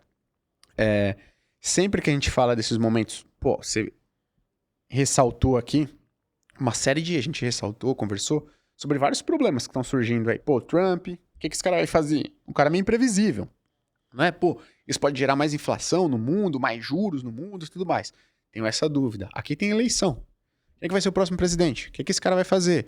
O Brasil, beleza, não tem uma crise agora, mas se alguma coisa não for feita aí nos próximos anos, a gente daqui a 5, 7, 10 anos pode entrar numa crise de verdade, se alguma coisa não for feita. Poxa, como é que eu vou investir? Pô, a gente tem Banco Master agora, um caso do Banco Master, cara, bilhões e bilhões de reais, um banco quebrando, falindo, será que isso não vai ter impacto na economia brasileira? Várias dessas coisas trazem incertezas. E aí as pessoas falam, cara, eu não vou investir agora. Por quê? Olha o tanto de coisa ruim que está acontecendo. Mas, de novo não, né? Pela primeira vez. Oportunidades em investimentos, elas costumam surgir justamente quando todo mundo está com medo. Quando todo mundo fala o seguinte, caramba, cara, acho que aqui, ó, tá dando alguma coisa errada ou pode dar alguma coisa errada. Se você fala, não, vou investir agora em ações, eu vou investir em ativos de risco na renda fixa, assisti o podcast do Elias lá com o Gui, vou investir em fundos imobiliários, porque, cara, agora tá tudo tranquilo. A inflação no Brasil tá baixo, o juro no Brasil tá baixo, ninguém escuta nenhum burburinho político, nem aqui, nem lá fora nos Estados Unidos, o presidente tá super tranquilo, tá calminho lá, cara, agora é hora de investir. O que vai acontecer? Você vai pagar o dobro, o triplo do que você pagava nos investimentos no cenário de hoje, no cenário atual, quando tá todo mundo com medo. Então, se você adota essa postura, né, de vou ir contra a manada no mundo dos investimentos, você, historicamente, foi muito bem. Por quê? Porque você conseguiu comprar bons investimentos a preços baratos. Vou te dar um exemplo aqui, ó. Vamos pensar numa empresa que seja listada aqui que... Vamos pensar na Petrobras mesmo. Não é tudo bem que ela tem interferência do governo, mas vamos pensar que ela, é a empresa que pega petróleo e vende. Bom, extrai petróleo e vende petróleo. Beleza. Você tá num momento de crise, todo mundo tá pensando, caramba, o que vai acontecer? Meu Deus do céu, pra onde vai o Brasil? O que as pessoas fazem? Elas vendem as ações da Petrobras. As ações da Petrobras, elas podem cair sem que você tenha uma redução na expectativa de lucro das ações da Petrobras. Muito provavelmente as expectativas de lucro do próximo ano, dos próximos 2, 3, 4, 5, 10 anos continuam muito estáveis. Mas por que o preço está se desvalorizando? Porque as pessoas estão com medo. As pessoas estão se desfazendo de vários dos seus investimentos. As ações da Petrobras, inclusive. Agora pensa no cenário inverso. Tá tudo tranquilo. As pessoas, poxa, tá tudo tranquilo. Tô vendo aqui a expectativa de lucro da Petrobras, não tem nenhum burburinho político, acho que vai dar tudo certo. O que eu vou fazer? Começo a comprar ação da Petrobras. O que acontece agora? A ação dela se valorizou muito. Você tem um espaço para ganho muito mais limitado. Então, quando você adota essa postura, poxa, eu vou ir contra a maré nos investimentos, historicamente, aí a gente fez várias contas lá, você conseguiu um resultado muito positivo. Só que é fácil fazer isso? Não. Não é. Por quê? Porque toda crise, todo momento desafiador que a gente passa, ele é diferente do outro. Então a gente está passando por um momento hoje que ele tem suas similaridades, né? Poxa, a dívida do Brasil tá alta, os juros do Brasil tá alto. E aí eu falo o seguinte, pessoal, isso daqui já aconteceu algo muito semelhante antes, né? Então é o momento de você aproveitar a oportunidade. O que as pessoas me falam? Mas, poxa, Gui, hoje é diferente. O Brasil tá com uma dívida mais alta do que ele tava quando ele tava lá com a Dilma. Naquela época, pô, hoje o Trump ele tá, cara, mais arisco, ele não tá com um bom relacionamento com o Lula, cara, tá mais desafiador. Então as pessoas, lógico, não é igual, né? Então cada crise, ou cada momento desafiador que a gente vai passando, ele é diferente do último. Faz com que as pessoas se perguntem, será que dessa vez a crise não é diferente, cara? Será que dessa vez tudo não vai pro buraco? O que faz com que os preços eles voltem a ficar descontados. Então tem um cara, que é um investidor, chama Howard Marks. Ele é muito respeitado, inclusive, pelo Warren Buffett, né? O Buffett lê todas as cartas mensais desse cara. E ele fala o seguinte, olha, o mercado ele funciona como um pêndulo. Né? O que é um pêndulo? Poxa, ele vai indo de um lado para o outro. O preço justo dos investimentos, ele deveria estar aqui no meio. Só que o mercado é um pêndulo. O que acontece com esse pêndulo? Ele está sempre balançando. Em algum momento ele vai estar justo. De um lado para o outro. São poucos os momentos que ele está aqui no meio. Então o mercado ele oscila de um medo, né, muito severo, e aí os preços descontam, porque como tem muito medo, as pessoas vendem seus investimentos a qualquer valor para recuperar o seu dinheiro, colocar no ouro, por exemplo, que é um ativo seguro, o ouro explode. E depois o mercado ele vai indo para o outro lado. Ele passa para um momento de preço justo e vai para onde? Para o euforismo, um otimismo muito forte.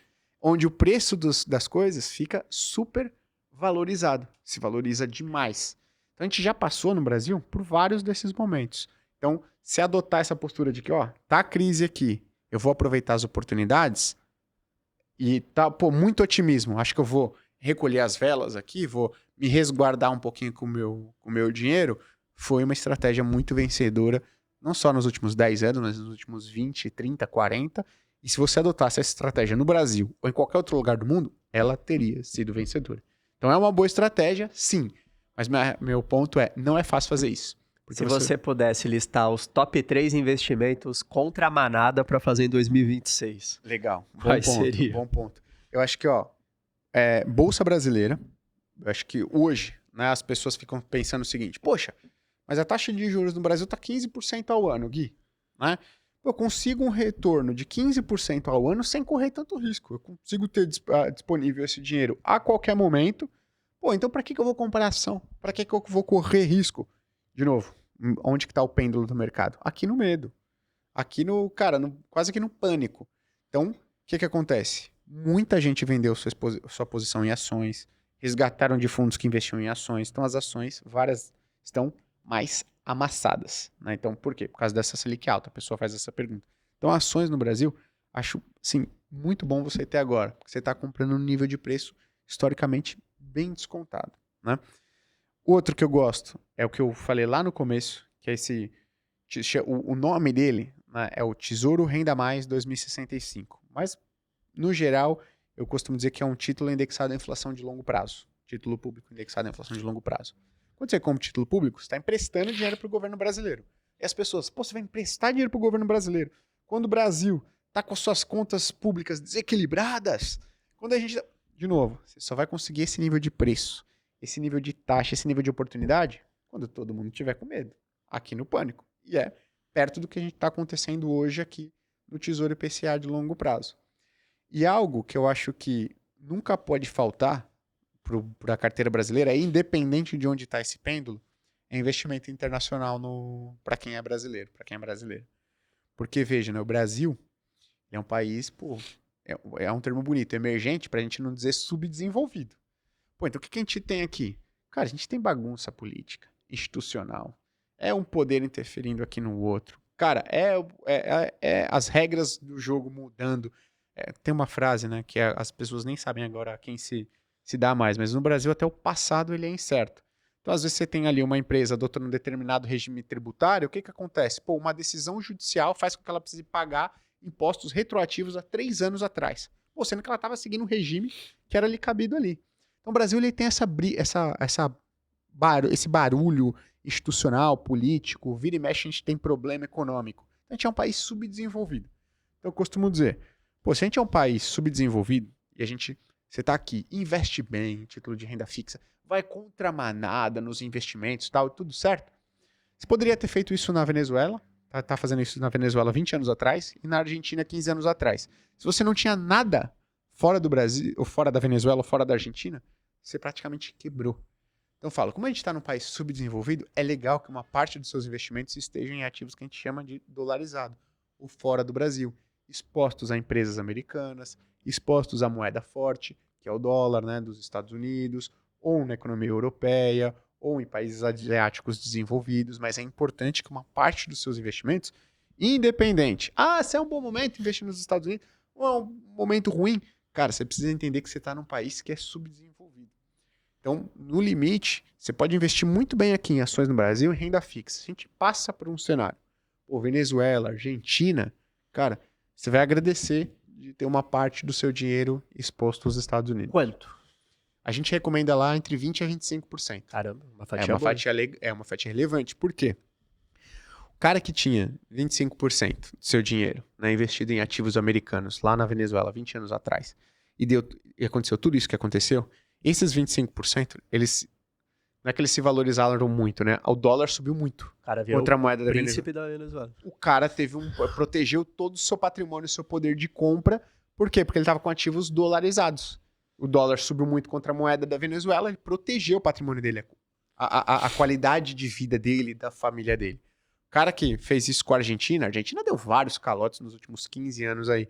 O cara que fez isso também tinha 25%, e 10 anos atrás, 15 anos atrás, protegeu o seu poder de compra, mesmo tendo 70% da sua grana, 75% do seu dinheiro em ativos argentinos que, se desvalorizaram pra caramba. Por quê? Porque aqueles 25% se valorizaram muito, ajudaram a proteger o patrimônio dele, o poder de compra dele.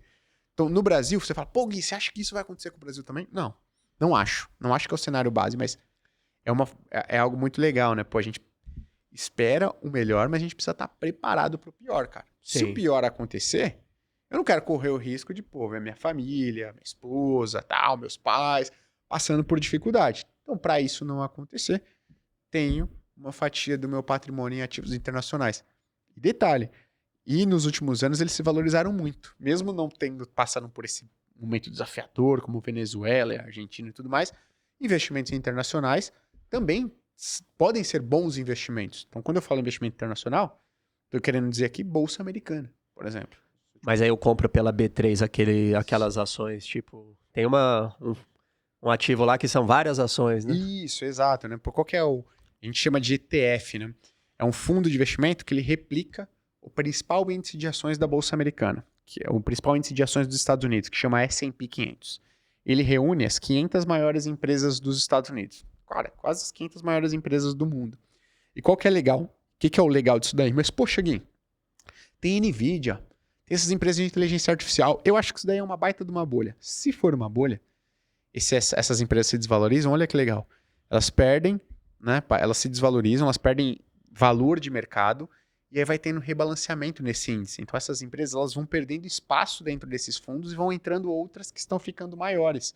Então esse investimento nos Estados Unidos é quase que você falar o seguinte, olha, eu vou ter sempre as 500 maiores empresas dos Estados Unidos.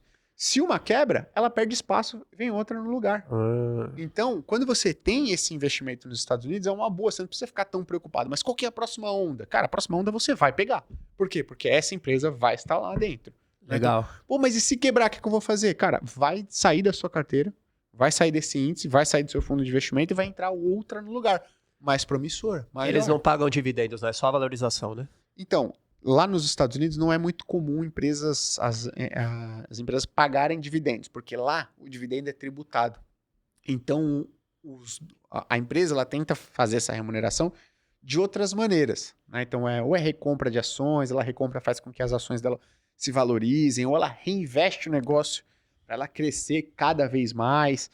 Então é mais na valorização mesmo. É mais na valorização. Então você pega os últimos 10, 15 anos, você pega janelas de longuíssimo prazo, as empresas americanas têm um histórico de retorno bem consistente. Ainda mais se a gente for considerar que é o dólar, né? Quando eu comecei a trabalhar no mercado, 2011, 2012, o dólar estava abaixo de R$2. Então veja, se você tinha colocado 100 mil reais na bolsa americana, só do dólar ter saído de 2 para onde a gente está, 6, esses 100 mil teriam virado, 300, 400. Só que ainda teve a valorização da própria bolsa americana. Então eles teriam virado quanto? 800, 700. Então foi um investimento muito bom. Acho que, bolsa americana é algo que a gente sempre tem que ter na carteira. Mas aqui a bolsa brasileira já não faz esse papel? Aqui na Bolsa Brasileira, se for pegar a composição, né, das maiores empresas brasileiras, você vai ver que é muito semelhante. 5 anos atrás, 10 anos atrás, 15 anos atrás, 20 anos atrás, 30 anos atrás. Você pega basicamente Vale, Petrobras, bancos, e acho que não tem nenhum sinal, né, de que isso vai mudar. De que o Brasil vai ser um polo de novas empresas, de tecnologia, que agora a gente está aqui com medidas, né, reformas estruturais, que grandes empresas vão conseguir se desenvolver. Aqui não tem nada apontando para esse cenário. Então, quando eu falo investir em bolsa americana, é para você, inclusive, diversificar a exposição a empresas que você tem. Aqui no Brasil, a gente não consegue pegar nenhuma grande empresa que vai trazer uma nova disrupção tecnológica. Lá nos Estados Unidos você consegue, a chance é muito maior. Então, eu gosto de procurar lá fora, nos Estados Unidos, coisas que a gente não tem acesso aqui no Brasil. Então, investindo nessas ETFs, né, nesses fundos, você consegue isso. Inclusive, a gente lançou lá no grupo um ETF desse, né, em parceria com uma outra gestora que é a Invest. Então, se você for em qualquer corretora de investimentos, abre lá o que a gente chama de home broker, né? Você digita GP, de Grupo Primo, US, United States, 11, R$100, você investe nas 500 maiores empresas dos Estados Unidos e, pô, vai que vai, cara. Animal. Então, pô, mas assim, eu diria que esses três aqui, você sempre tem que ter hoje, ações no Brasil, Tesouro IPCA de longo prazo, porque estão no momento muito oportuno e sempre tem que ter investimento internacional. E pensando na IA, né? Que muitas pessoas estão dizendo que é uma bolha, até a questão da renda básica universal, que algumas pessoas estão achando. O Elon Musk, se eu não me engano, recentemente falou que faculdade é coisa de otário, praticamente, né? Pô, não façam faculdade, que daqui a pouco não vai mais precisar de dinheiro. Qual que é a sua visão sobre essa questão das IAs? Cara, o Elon Musk ele pode estar certo. A gente pode chegar lá e, pô, daqui a 20, 30, 40, 50 anos a gente não precisa de renda. Mas eu não quero correr o risco. Mas ele tá falando de 3 anos. Mas eu não quero... eu acho muito difícil isso acontecer. Tá. Extremamente difícil. Eu acho difícil ele acreditar nisso também. Eu acho que é mais um incentivo que as pessoas utilizem mais e tentem utilizar mais inteligência artificial. Ou daqui a pouco ele vem com algo muito relacionado ao tema também. Mas se esse lance da renda básica universal for acontecer em 10, 20, 30 anos, ele pode até acontecer. Mas qual que é a minha visão? De novo, eu espero o melhor, pô, legal. Se a gente for ter uma renda básica universal, pô, interessante. Primeiro, ela não vai satisfazer muito provavelmente, seus desejos. Eu quero viajar pra fora uma vez por ano. Cara, renda básica universal vai ser um nível de subsistência. Então, ponto 2, você vai precisar ter um complemento se você quiser passar desse nível básico, né, de subsistência, muito provavelmente, se ela existir. Segundo ponto, se ela não existir, eu não quero ter passado os próximos 10, 20 anos acreditando que ela vai existir, não poupei, não investi, não acumulei patrimônio, chego daqui a 20 anos, estou mais velho, estou sem o mesmo pique para trabalhar, não construí patrimônio, vou depender da renda básica universal que não existe, vou depender do INSS que também está muito mal das pernas. Então eu sempre falo, pô, você acha que isso vai acontecer? Acho. Cara, mas e se não acontecer? Como é que você vai se deparar daqui a 10, 20 anos? Você vai jogar para sorte o seu futuro? Então eu sempre digo, pô, tenta trazer mais para o seu controle, o seu futuro financeiro. Se isso acontecer, ótimo, você vai ter a sua grana mais a renda básica universal. Você vai viver muito acima do básico, pô. Entendeu? Então acho Estamos em uma pirâmide? O INSS, ele é um esquema de pirâmide que a gente chama, né? Por que ele é um esquema de pirâmide? Porque, poxa, as pessoas que estão trabalhando hoje, elas estão, é retirado lá uma parcela do INSS, né? Para cobrir a aposentadoria das pessoas que hoje estão aposentadas. Então, se você for pensar, o que é uma pirâmide? Pô, são as pessoas de baixo, estão entrando hoje no mercado de trabalho, estão trabalhando, né? Então, tem ali o INSS recolhido na fonte para pagar as pessoas que estão no topo da pirâmide da idade, ou seja, que já estão aposentadas. Então, se for pensar nesse conceito, é uma pirâmide. Agora, quais são as outras opções? Poxa, tem aquela opção, né, que a pessoa ela contribui com a própria aposentadoria. Então, se você trabalhou ao longo do tempo, você foi destinando isso, um pedaço dessa grana para o INSS, daqui a 20, 30, 40 anos, ou quando você for se aposentar, é esse seu valor que você acumulou ao longo do tempo que vai garantir a sua aposentadoria. Hoje a gente não tem esse regime. No Brasil funciona um regime que as pessoas de baixo contribuem para as pessoas que hoje estão aposentadas. Nem tem mais cara de pirâmide, né? Porque as pessoas estão ficando mais velhas e os jovens não estão querendo mais trabalhar. Isso, a gente fala que a pirâmide está se invertendo no Brasil, né? Então antes você tinha menor número de pessoas proporcionalmente mais velhas e aposentadas, por um número muito grande de pessoas que estão em idade ativa de trabalhar, isso está se invertendo, né? Então tá achatando aqui. Então, cada vez pessoas mais velhas, cada vez menos pessoas trabalhando. Isso uma hora fica insustentável. São poucas pessoas contribuindo com a Previdência, né? Com a aposentadoria das pessoas que estão aposentadas aqui. Então, alguma coisa tem que ser feita. Outra reforma da Previdência vai precisar ser feita, assim, independente de que ala partidária você tenha, se é esquerda, se é direita, se é centro, é matemática. Uma hora alguém vai ter que fazer outra reforma da Previdência. Por quê? Porque senão chega uma hora, pô, o governo vai chegar e falar, aposentados, não tenho dinheiro para pagar a aposentadoria de vocês. Ponto.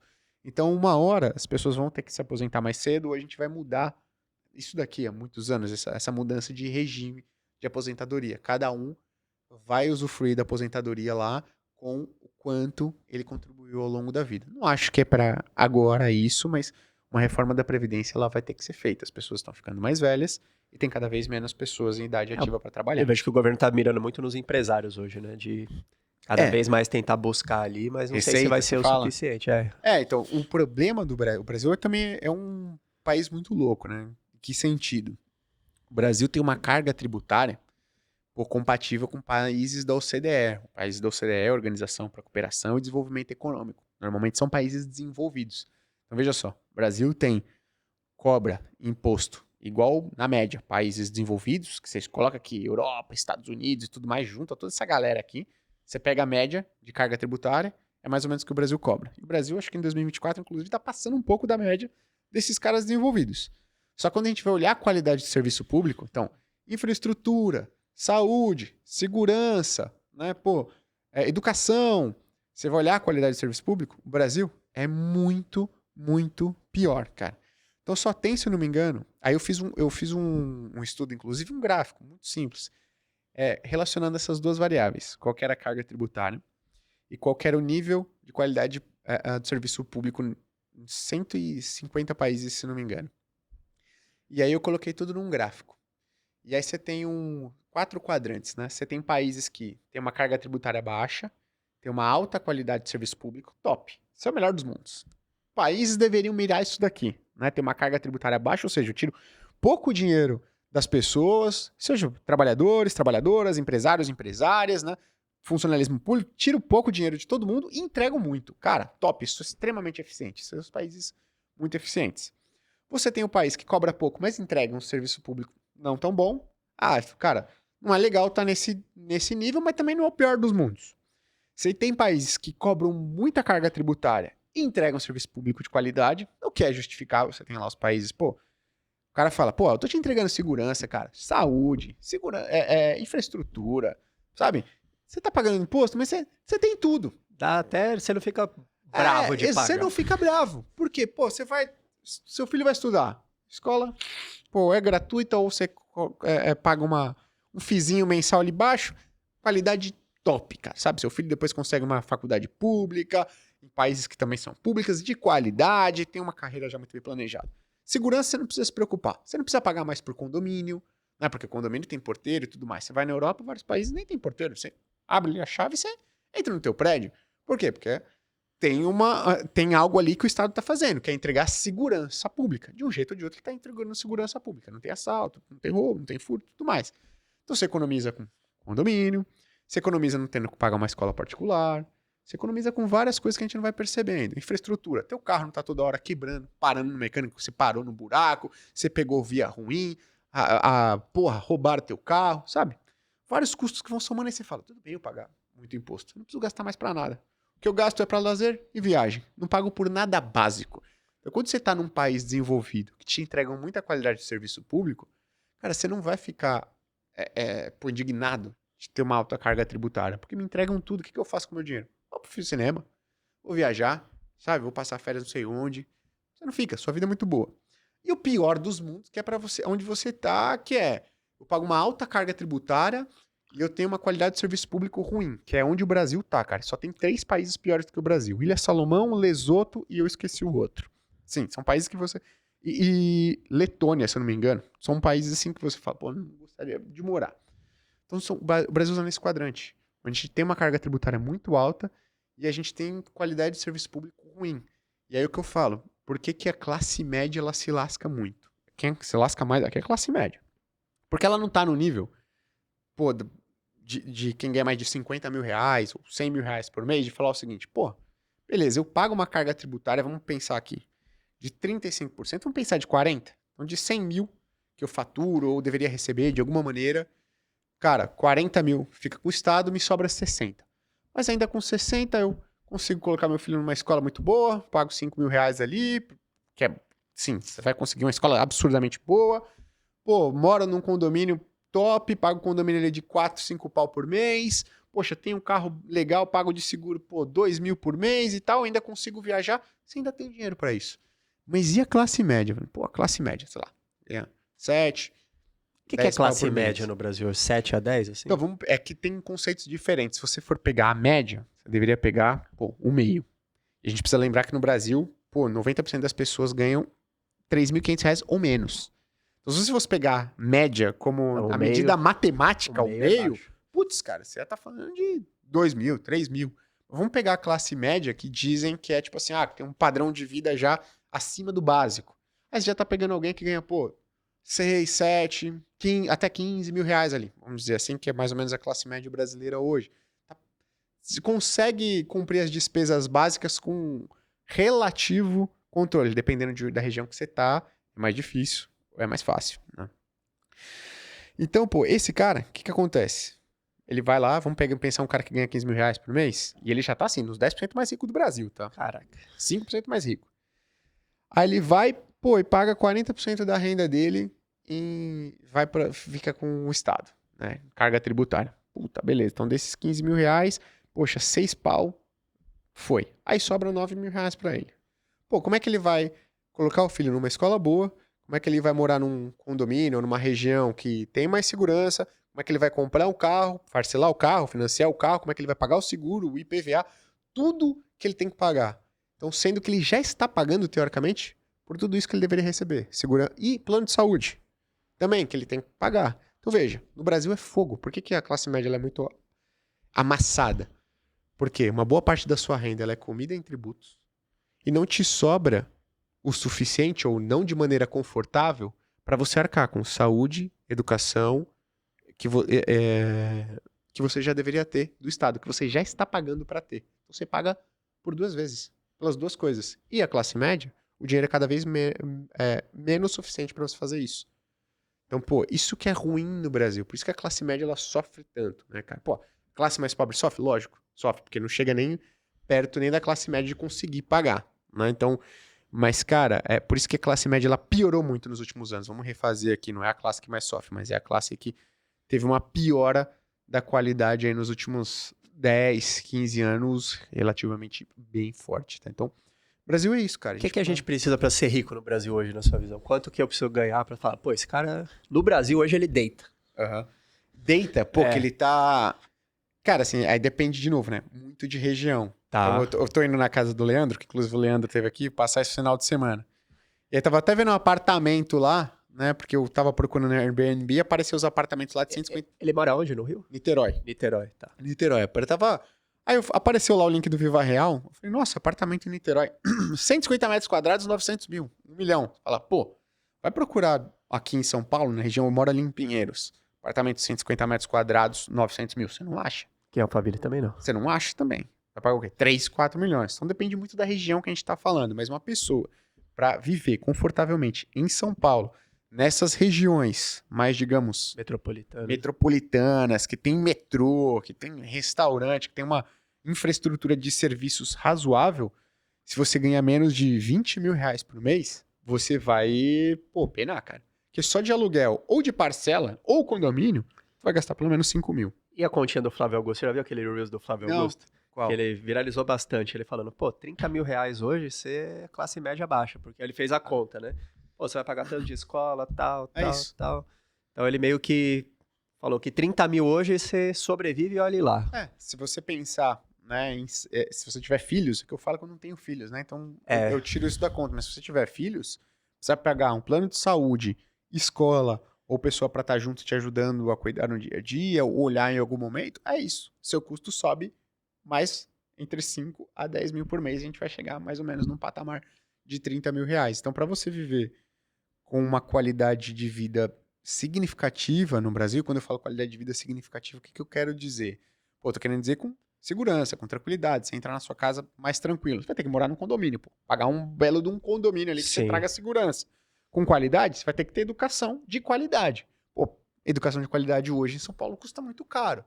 Pô, você vai ter que ter uma infraestrutura, você vai ter que morar perto do trabalho. Pra você morar perto do trabalho, em São Paulo, custa muito caro. Sim. Então você vai ter que ter acesso a um plano de saúde bom. Porque plano de saúde hoje básico já é um plano de saúde ruim. Né? Então já não vai te dar uma cobertura muito legal. Você vai gastar muita grana. Então é isso, entre 20 e 30 pau pra você, assim, viver ok em São Paulo, cara. Difícil, difícil. Lógico, com 20, 30 pau em determinadas regiões, aqui no Brasil você vai luxar, que a gente chama, né? Mas Sim. em São Paulo... Tem muita gente falando agora que tem muita gente migrando pro interior por conta disso, né?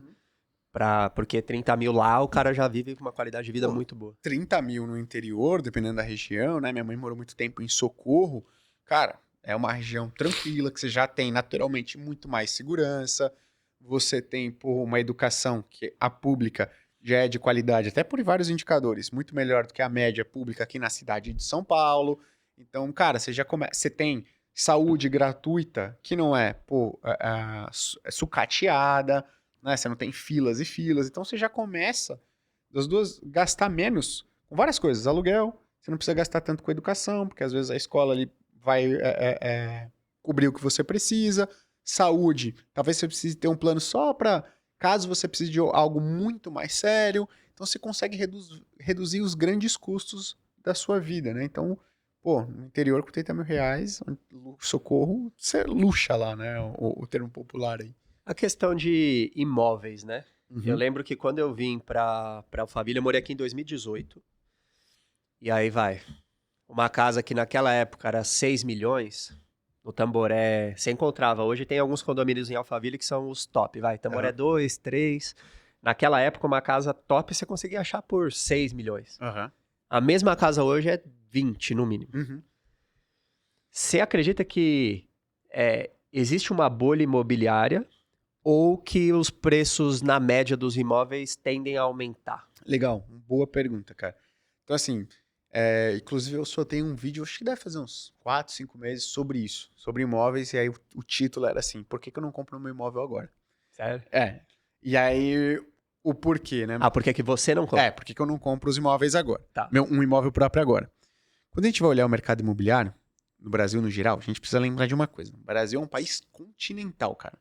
Então, às vezes, a gente tem aqui o mercado imobiliário em Alphaville porrando, como porrou nos últimos anos. Sim, explodindo. As coisas se valorizando muito, lançamento pra cá e pra lá, oferta de imóveis aumentando e mesmo assim, cara, o preço das coisas disparando.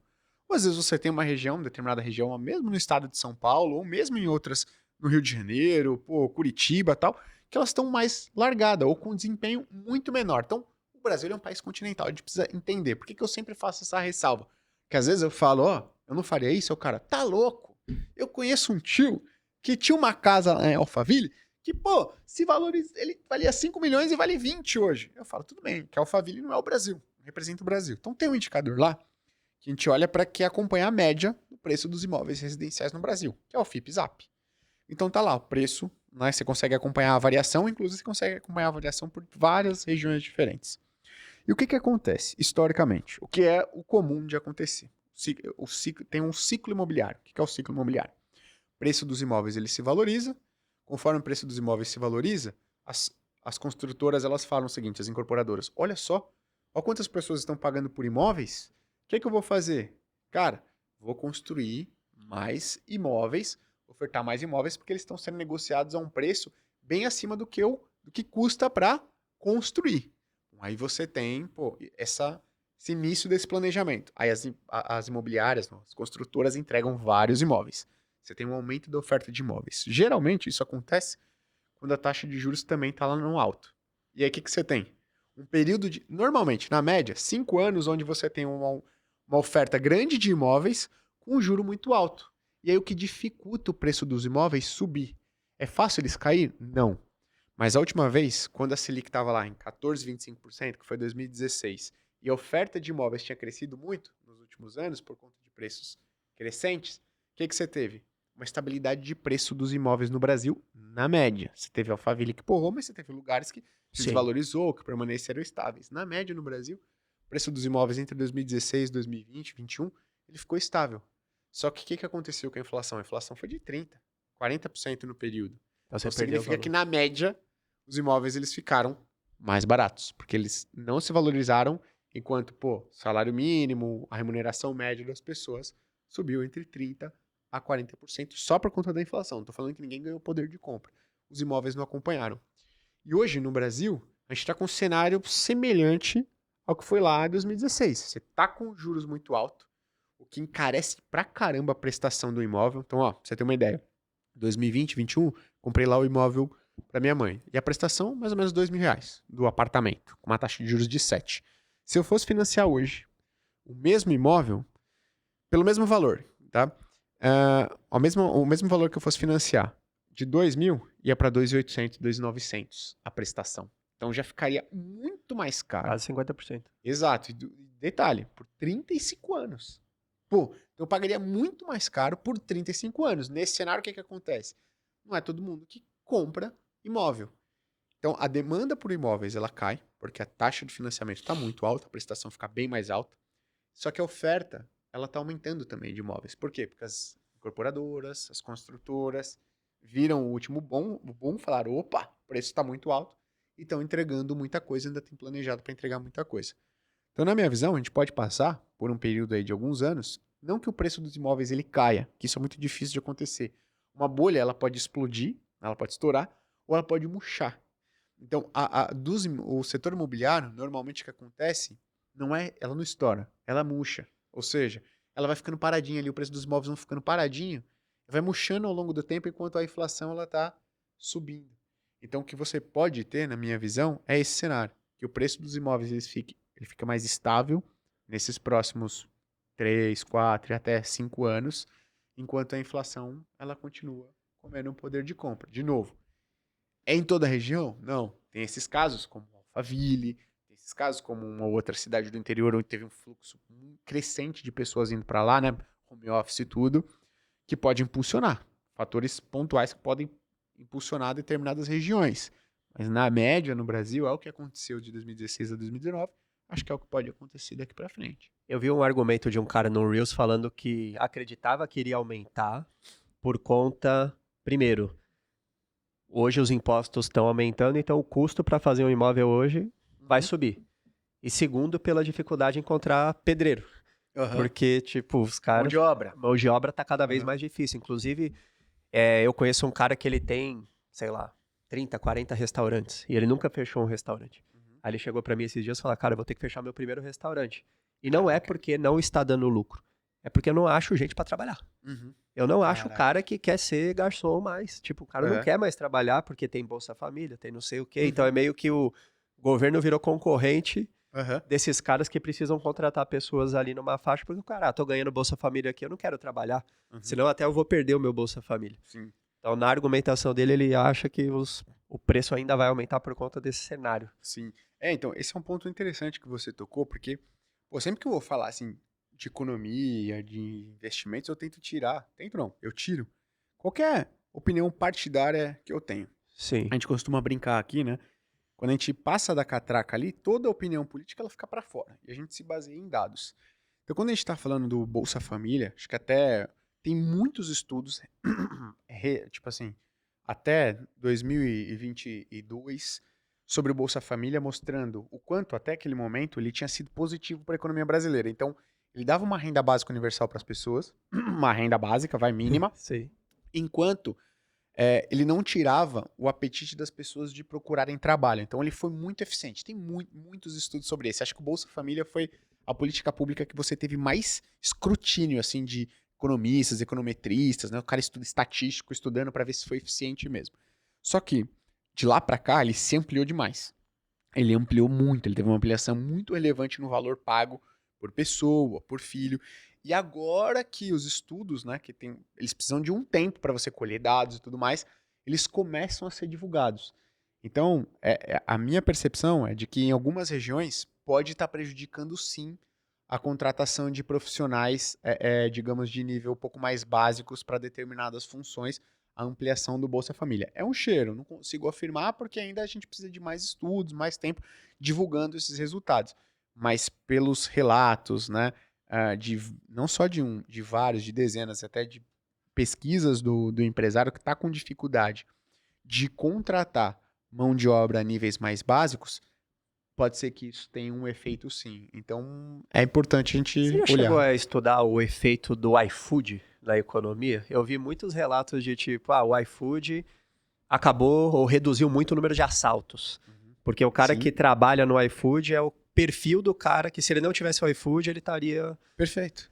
Então, quando você vai ver essa pesquisa, ela tem todo um embasamento estatístico muito ferrenho. Então, sim, ajudou no Brasil a reduzir o número de assaltos, porque talvez é o cara que ele não conseguiria se enquadrar em um regime CLT, né? formal de trabalho, por alguma característica, uma determinada região, ou por falta de educação. O que acontece normalmente com esse cara, que na ausência de oportunidade, ele precisa de um determinado nível de subsistência. Ele vai para algo que está disponível ali muitas das vezes, e o mais fácil, mais rápido, o que paga bem, dado o risco que ele vai correr, é o crime, né? Então, sim, o iFood ajudou nisso. Mas ele ajuda também nesse lance do trabalho informal. Hoje, para você contratar uma pessoa de nível básico, quanto que o seu amigo, sei lá, ele chegou a comentar com você quanto que ele pagava ali para remuneração? Não. Mas imagino que 2,5 seja o que caia para a pessoa. Pô, mas para uma remuneração você pagar ali bruto para uma pessoa 2,5, a empresa vai estar desembolsando aproximadamente 5 mil, 5.500, às vezes 6 mil reais. Então veja, a empresa está desembolsando uma quantia relevante e o trabalhador no meio do caminho está recebendo uma quantia muito inferior. Aí você tem um descompasso.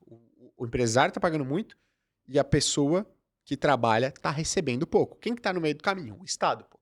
O Estado está pegando uma boa parte.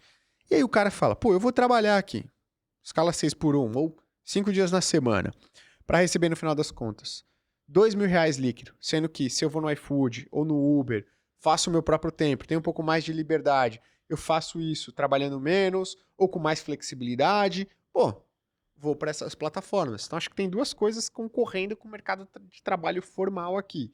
Uma é uma ampliação dessas plataformas, né, que você não tem um vínculo de trabalho firme, não tem CLT, que às vezes as pessoas conseguem uma remuneração maior líquida que elas conseguiriam aqui, e outro pode ser a ampliação dos programas sociais nos últimos 2, 3 anos. E né? tem o OnlyFans também, né? Todas as ferramentas aí da Tem toda internet aí que dão disponível. autonomia pra galera fazer a sua própria renda. E aí, tipo, pô, quando que a gente consegue afirmar? Aí, cara, é com muito estudo, é com muito estatística e tudo mais, né? Eu sempre falo pra galera, quando a gente fala de saúde, todo mundo fala, cara, eu só vou tomar um remédio que foi, pô, estudado e comprovado cientificamente. Quando a gente fala cientificamente, é a ciência matemática por trás que comprovou, né? Que chegou a um resultado que fala, isso aqui é eficiente, isso aqui não. Só que quando a gente fala em economia, galera, você fala assim, oh, cara, essa determinada medida que você está propondo e tudo mais, ela tem que ser comprovada cientificamente. E às vezes a gente aprova coisas que foram comprovadas que não funcionam cientificamente, mas, pô, o Brasil ou alguém vai lá e implementa. Então, cara, a gente tem que também olhar, né, para o que funciona cientificamente para a economia. E o Brasil, às vezes, ele tem essa dificuldade de olhar o que funciona cientificamente, de olhar, tipo, o que grandes economistas, econometristas estão provando com dados, com matemática, com estatística, que funciona e implementar aqui. A gente entra muito a gente aqui no Brasil entra muito num discurso de narrativa. Ah, então, pô, é aqui. Não, pô, mas esses caras estão sacaneando a gente, eles estão ganhando mais, a gente tá se lascando. Então vamos aprovar isso daqui. Mas pera lá, cara. Isso daqui funciona? De onde você tirou isso? Não, porque... Não, eu não quero história. Eu quero dados. Quero que você me mostre onde que funcionou isso que você está propondo. O cara não consegue fazer isso. Ele não sabe. Por quê? Mas aqui no Brasil pesa muito a narrativa. A narrativa encanta as pessoas. A narrativa ganha a aprovação das pessoas. Quando o que deveria ganhar a aprovação é o que funcionou. O que funciona. Vamos olhar para isso. Não quero saber da sua narrativa. De boas intenções o inferno tá cheio. Eu quero saber o que de fato funciona. Me lembra um corte daquele... Acho que é um cara que trabalha no iFood, inclusive, um dos líderes lá. Uhum. Não sei se você viu esse corte. Do home office? É, do home office. Sim, sim. Ele, quero ver quem me prova que não sei o quê. Exatamente, pô. Então, pô, pra você chegar a implementar, você vê, no iFood, uma empresa, uma mudança total em como as pessoas trabalham, o cara quer ver o quê? Dados, pô. O cara vê como é que funciona. E a gente deveria esperar esse tipo de postura dos nossos representantes, de deputados, senadores, governadores, presidentes, prefeitos. E o que a gente encontra, é raro encontrar isso. É engraçado, porque tô terminando o mestrado agora em economia, em finanças, e eu tenho um professor que ele fez carreira acadêmica, né? Então ele foi lá, se graduou em economia, fez mestrado, doutorado, e ele falou o seguinte, cara, agora que eu termino o doutorado, eu vou trabalhar como assessor econômico lá no Senado. E aí ele passou pro concurso. Ele falou, pô, show. Por quê? Porque eu vou chegar lá, vou fazer os estudos, vou mostrar pros caras o que funciona, os caras vão fazer, o Brasil vai, pô, voar.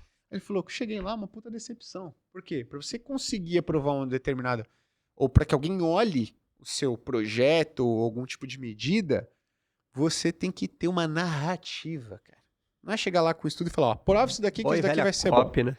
Exatamente. Você tem que ter uma copy, você tem que ter um momento certo, você tem que ter uma narrativa certa pra, cara, alguém levar alguma coisa em frente. O problema é quando essa narrativa joga contra a ciência econômica, que é o pior dos dois mundos. Mas o Brasil é isso. A gente entrou falando como o Brasil era ineficiente lá, né, em impostos e tudo mais. Eu não sei se você já viu aquela piada do...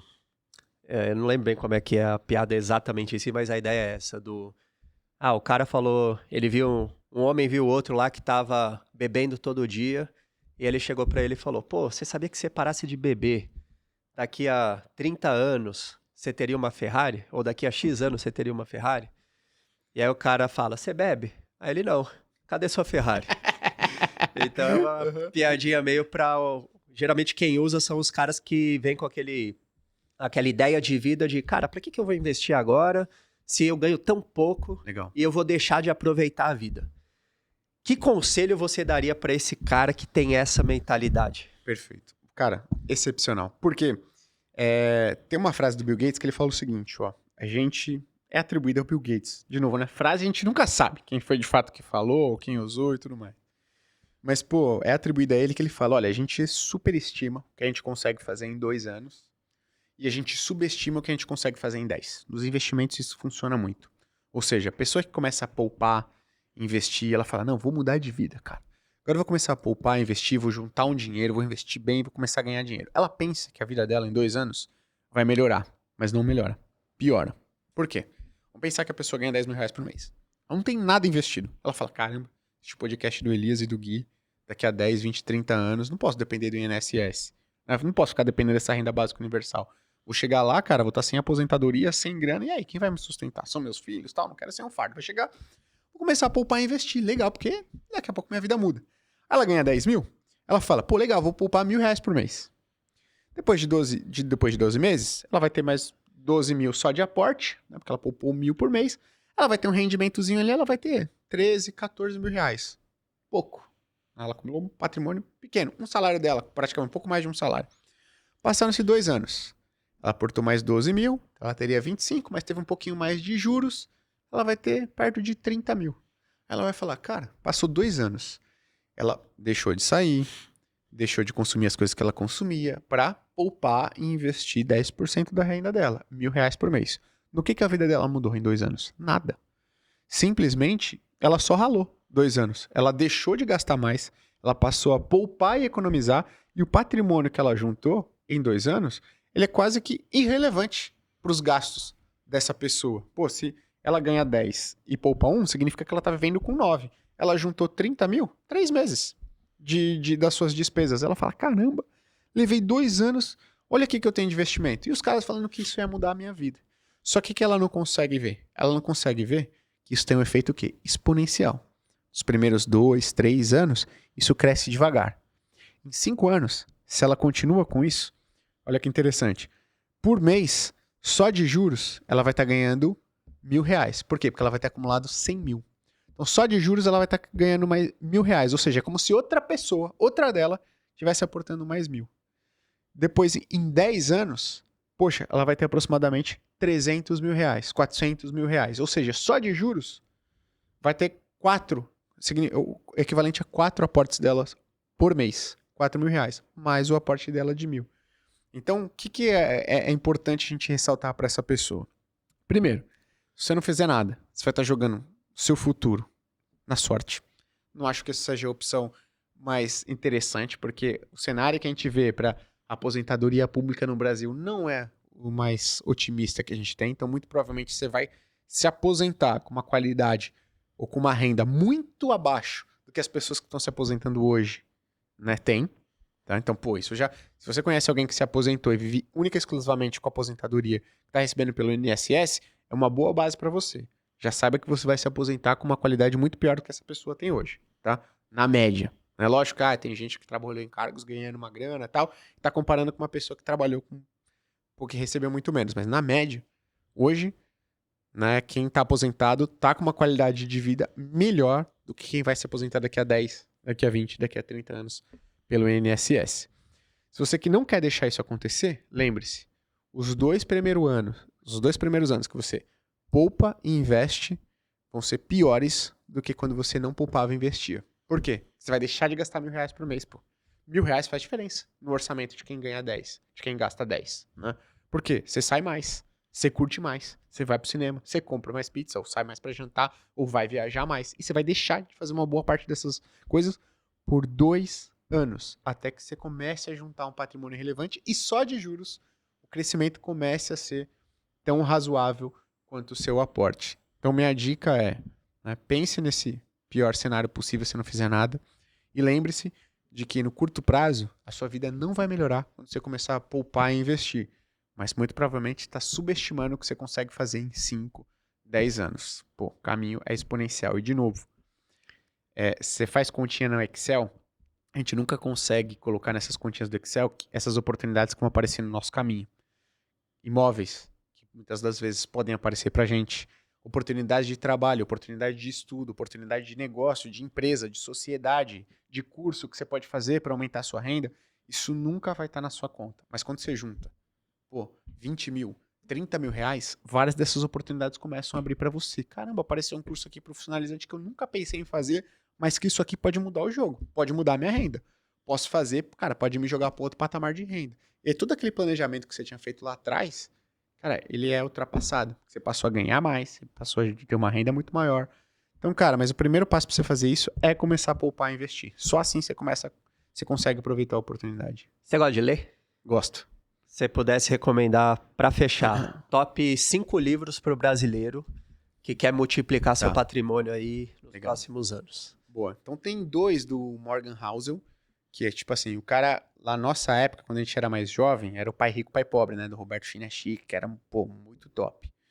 E aí agora, você acha que tem 2, um cara novo, que tá assim, com um negócio muito legal, com algo muito mais bem estruturado, com vários estudos, escreve de um jeito muito, muito legal, que ajuda as pessoas que nunca investiram a começar a cuidar mais do seu dinheiro.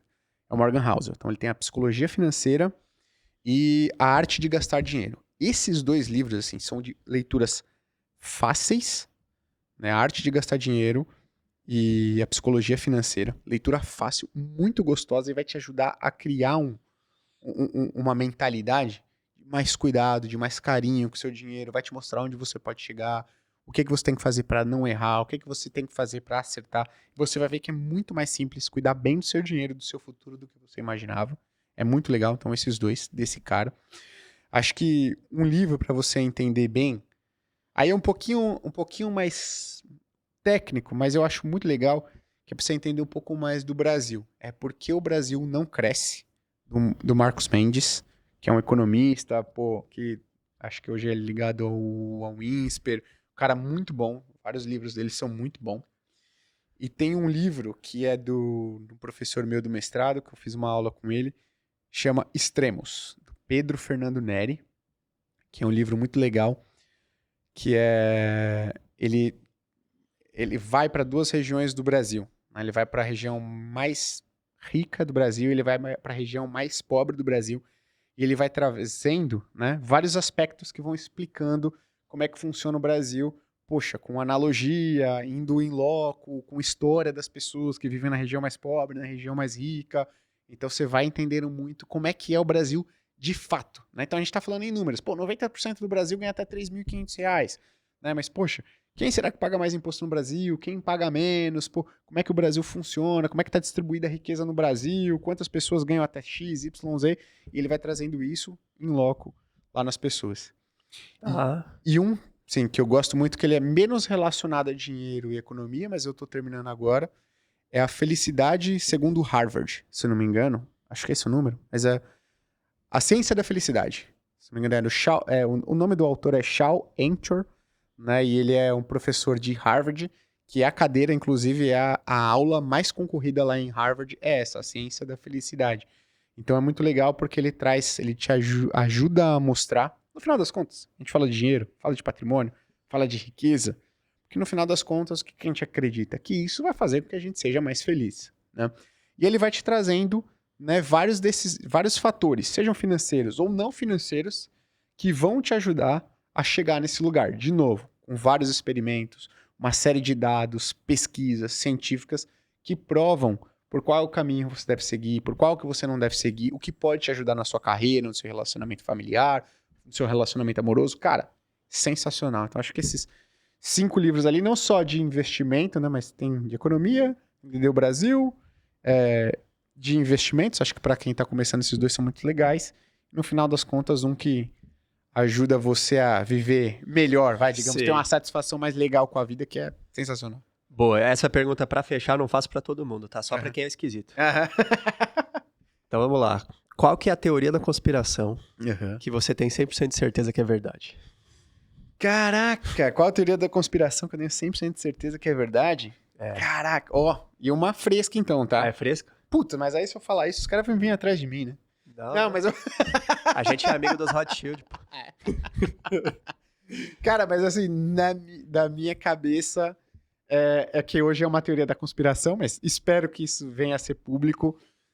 O escândalo do INSS, Banco Master e órgãos públicos relevantes ou pessoas relevantes da República estão muito bem relacionadas em todo esse esquema aí, cara. Poxa, eu acho que, espero, né, que tudo isso venha a ser público aí nos próximos meses, porque acho que isso ajudaria a limpar uma boa parte dessa mancha que a gente está pintando aí na economia brasileira, no sistema financeiro brasileiro. Acho que, mas a minha teoria da conspiração é que isso tudo está muito bem relacionado e INSS, governo e Banco Master. Banco Master, acho que tem todos a causa, estão na raiz do mesmo problema ali. Tenho muito essa percepção lendo um pouco mais sobre o caso e tudo.